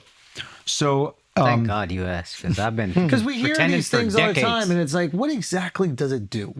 So a semiconductor is it's a piece of machinery. It's like you've heard about how with computers everything is bits and bytes. Yeah. Everything is Yeah. so everything is zeros and ones. yeah. So you're sending signals to take a language, for example, and turn it into zeros and ones. So how do you transmit that? How do you send that or store that? You have a machine that has little switches, and the switch is either on or off. The on is a 1, the off is a 0, and that is your mechanism. That is the code that you're sending across. Now, in order to, so you're thinking to yourself, well, we're sending a lot of stuff, right? Like, so that's why you need these massive amounts of data to be easily stored on tiny devices. So we develop these things called chips, and they're called semiconductors because they are neither on nor off. So they're in this semi-state. And each computer chip, which looks like it's like, the size of maybe a nail, it has hundreds of millions of these transistors or these switches on them that have been etched into them by that lithographic machine I was talking to you about, the Dutch machine. Yep. And so that's how you store information. So they're either memory chips or they're transmission chips, which are moving stuff around. So that's the heart of all computers, of every computer. And the highest end chips, the ones that can hold the most of this stuff, are, these things are now measured in nanometers, which is the like much thinner than a human hair. Those are only made by this one company in Taiwan. Wow. So this is a chip much thinner than a human hair that has hundreds of millions of these. Hundreds of millions, literally. I mean, billions. And I mean, it's mind-blowing. These are the most complicated things human beings have ever done. And this one company in Taiwan is able to make them at 5 nanometer, now 3 nanometer. Nobody else can do it. And it's really partly a kind of like mystery as to why is it, like, what is the secret sauce? Nobody knows. Everyone has tried. And it's a combination of these engineers who've worked together forever, the best machinery, a culture in this firm that really is all about excellence, pristine work environments. Like, these work environments have to be almost like vacuum so that they're so... This is NVIDIA you're talking about? No, this is TSMC, Taiwan Semiconductor. Got it. Because they make the chips. So NVIDIA designs the chips. And they're the ones who actually are putting These are the guys who actually produce the chips. Got it. And so the argument is the Chinese will come in there because they want those. Yeah. My own sense is, you have an invasion of a country like Taiwan, which is, all it has is human capital. Yeah. It's only human beings. There's no natural resource. First of all, I think the United States would bomb the factories and they would be rendered inoperable. But even if they didn't, like, you wouldn't be able to do it anymore under some dictatorship, because the engineers would emigrate, they'd flee, they'd leave it, they'd be the new boat people. Yeah. The CEO once explained to me exactly how each unit worked, and they're in continuous collaboration with like 7 different countries that they have research centers, and ASML in Holland, which is the company that provides the lithography machines, teams in the US, teams in Germany. Like he said, we're like the hub of a global system. If we got invaded and all those things got cut off, all those connections got cut off to us, we wouldn't be able to do what we do. So I think that the Chinese, it's not like you're going into Taiwan and there's like this big pot of gold. Right. There is an amazing intellectual operation that requires the active participation of hundreds of high-quality engineers with machines that need to be updated constantly, and the software that needs to be updated constantly. That's all going to collapse. But couldn't China see the value in that and be like, hey, we're going to look the other way on certain things just to make sure that this factory keeps running the way it should be? But the Germans would cut their ties, and the Dutch would cut their ties, and the Americans would cut their ties, and as I said, by the way, I also think the Americans would bomb the factory. So I don't think. So the smarter. But the Chinese have tried to replicate. Yeah. And remember, TSMC is basically a Taiwanese company, by which I mean, it's all Chinese people. It's all ethnically Chinese people who, in many cases, who have fled the mainland. So you'd think it'd be pretty easy. They've spent, by some estimates, $200 billion trying to recreate a version of TSMC. Can't do it. The chips they make are very low quality. They make a lot of chips. I mean, we use all the chips in our washing machines and things like that are often Chinese chips. They can't make the high-end chips. What's China's We can't make the high-end chips. Intel can't make the high-end chips. What's China's influence in Africa? It's very real because they've provided a lot of assistance. They've built a lot of the infrastructure. But in my experience traveling in Africa, the Africans they like America a lot more. Because I'll tell you one program, George Bush, to give him credit, George W. Bush, PEPFAR, this is the AIDS prevention program. Mm-hmm. It probably has saved tens and tens and tens of millions of lives in Africa. Wow. Africa was being ravaged by AIDS, and the Bush administration went in with a huge program that, again, small on our budget. You're talking about, probably 0.25% of the federal budget. And it has saved, tens and tens of millions of people's lives, and people know it, and people talk about it. When the Chinese come in, they build something, but they're like, and here's what we want in return. There's a much more of a transaction. There's a quid pro quo. Isn't that how their batteries are so advanced that control the cobalt mines in Africa? It's not why they're so advanced because they got that raw material, but we could get the raw material. No, they've invested in it, and they're very innovative. They're not just copying. But they do have the cobalt mines, which is apparently the worst slavery conditions in human history. Yeah, getting the raw material is only one part. The challenge with batteries is basically we've not found a way to make batteries much more productive. Battery technology has kind of gone up 10 or 15% a year over the last 20 years. It's kind of interesting mystery of why, and then and when you can get them to be good, they're very heavy. Mm-hmm. This is one of the big problems with green technology, with wind and solar, because any wind and solar plant, you need storage. Because the wind is not always blowing and the sun is not always shining. And if batteries were strong enough, we wouldn't need the backup that we have now, which is natural gas. Almost all these green technologies right now, they need a backup because you need something, let's say you're at a hospital, right? The hospital needs the power all the time. Mm-hmm. And, Trump caricatures it by saying, oh, honey, the wind is not going, so I can't watch TV. That doesn't happen. Yeah. And it doesn't happen because they all have a natural gas backup. Fusion.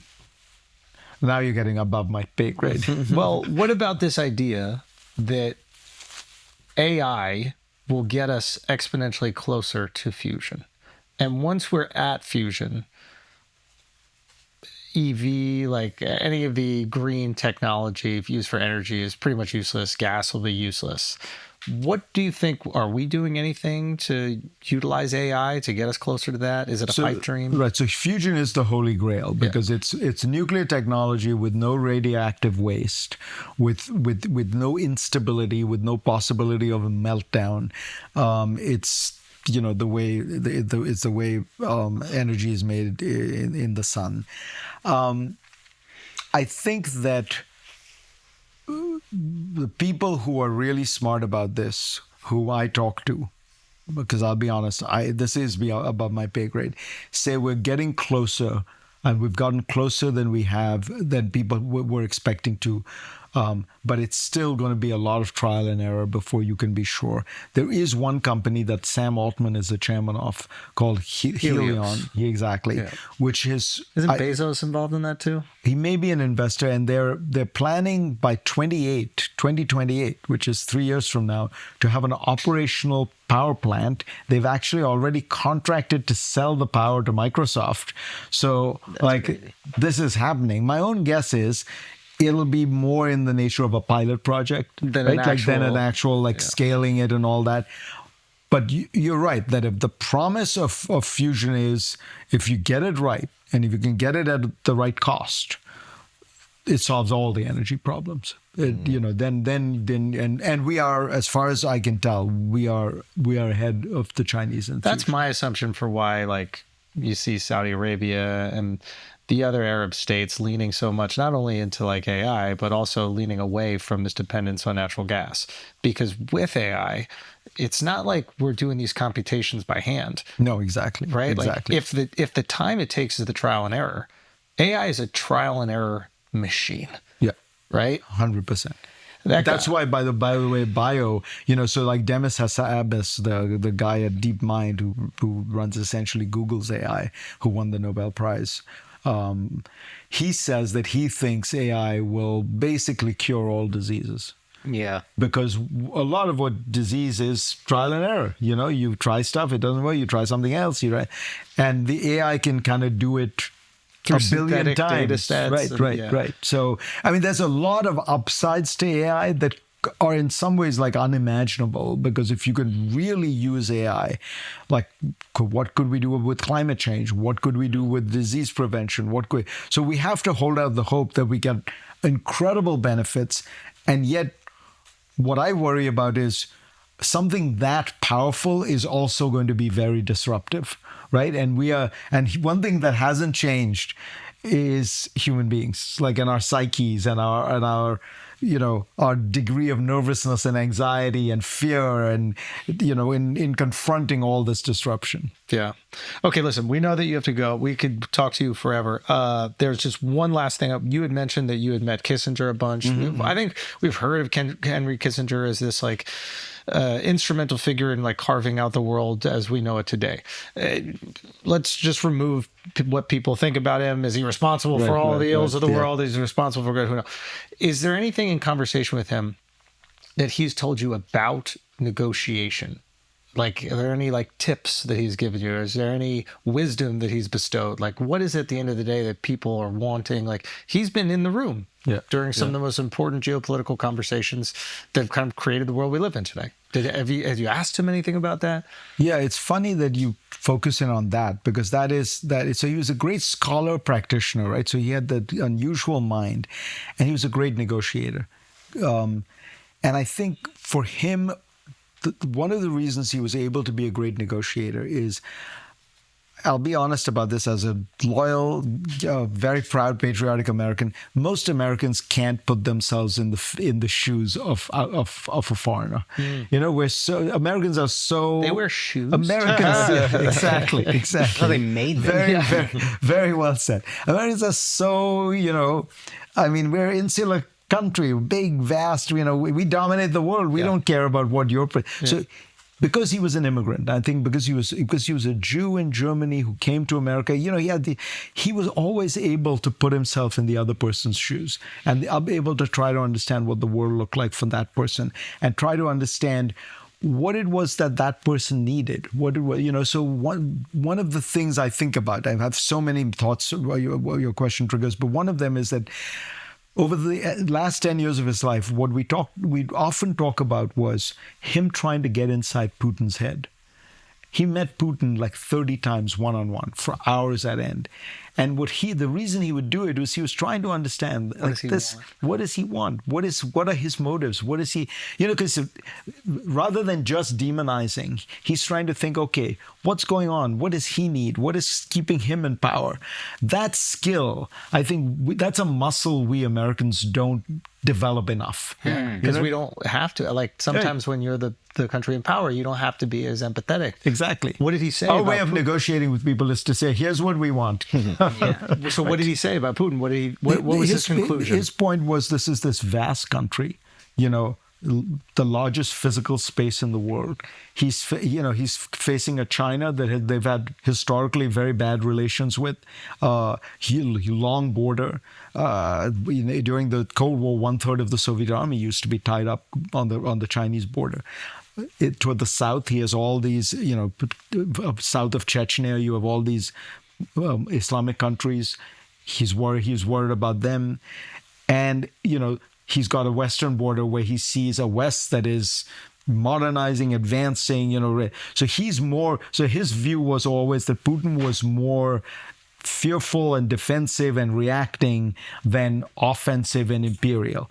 And I would somewhat disagree with his perspective, but I think there was a reality there about the way that Putin saw the world. So he was always asking, is there a way to stand your ground, but also reassure him? Is there a way to, and so he was he would have been a little more cautious about NATO expansion. He would have been because he knows that he's incredibly sensitive to invasion, and that's constantly in his mind. So if there is NATO expansion, he is going to react. Right. Right. Oh, and so part of what always, so his thought was like, that's why you want to keep a continuous conversation going. That's why you don't want to loosely say things like, oh, we want democracy in Russia, because he reads that as you want regime change. Let's go. You want to topple my regime. So don't use ideological words like that loosely. Think about trigger what him you're saying. and rile him up. Yeah. Right. So it was, he was always very sensitive to the idea that people in those positions they want to preserve power. They want to preserve the coherence of their country. So, he was also, we talk a little bit about Iran, and he would similarly say, we've got to ask ourselves, what do the Iranians need? It can't just be about what do we need, because you're not going to get a deal that lasts for the long term. If they're not satisfied. If there's not something that they get out of it, so that was always his perspective. And he always, when he was negotiating, was thinking in those terms. It's what pissed off a lot of people in America. That's why he made the opening to China. The right got very upset with him. He, made a deal on Vietnam. The left got very upset. But he was always trying to say, look, the world in which we live in is a world of grays. There's no, if you want to look for total victory, that's not going to happen. Yeah. You've got to find a deal where each side can walk away feeling at least that they preserve some shred of their dignity. Yes. Fareed Zakaria, thank you so much, man. This was what a pleasure. This was great. Thank you. Tell people where they can see you. I'm sure they're going to want to consume more. Obviously, CNN, Washington Post, and then back here when you next invite me. Yes, anytime. You're more than welcome. Thank you so much. This is awesome. Thank you so much. This is so great. Oh, this is great.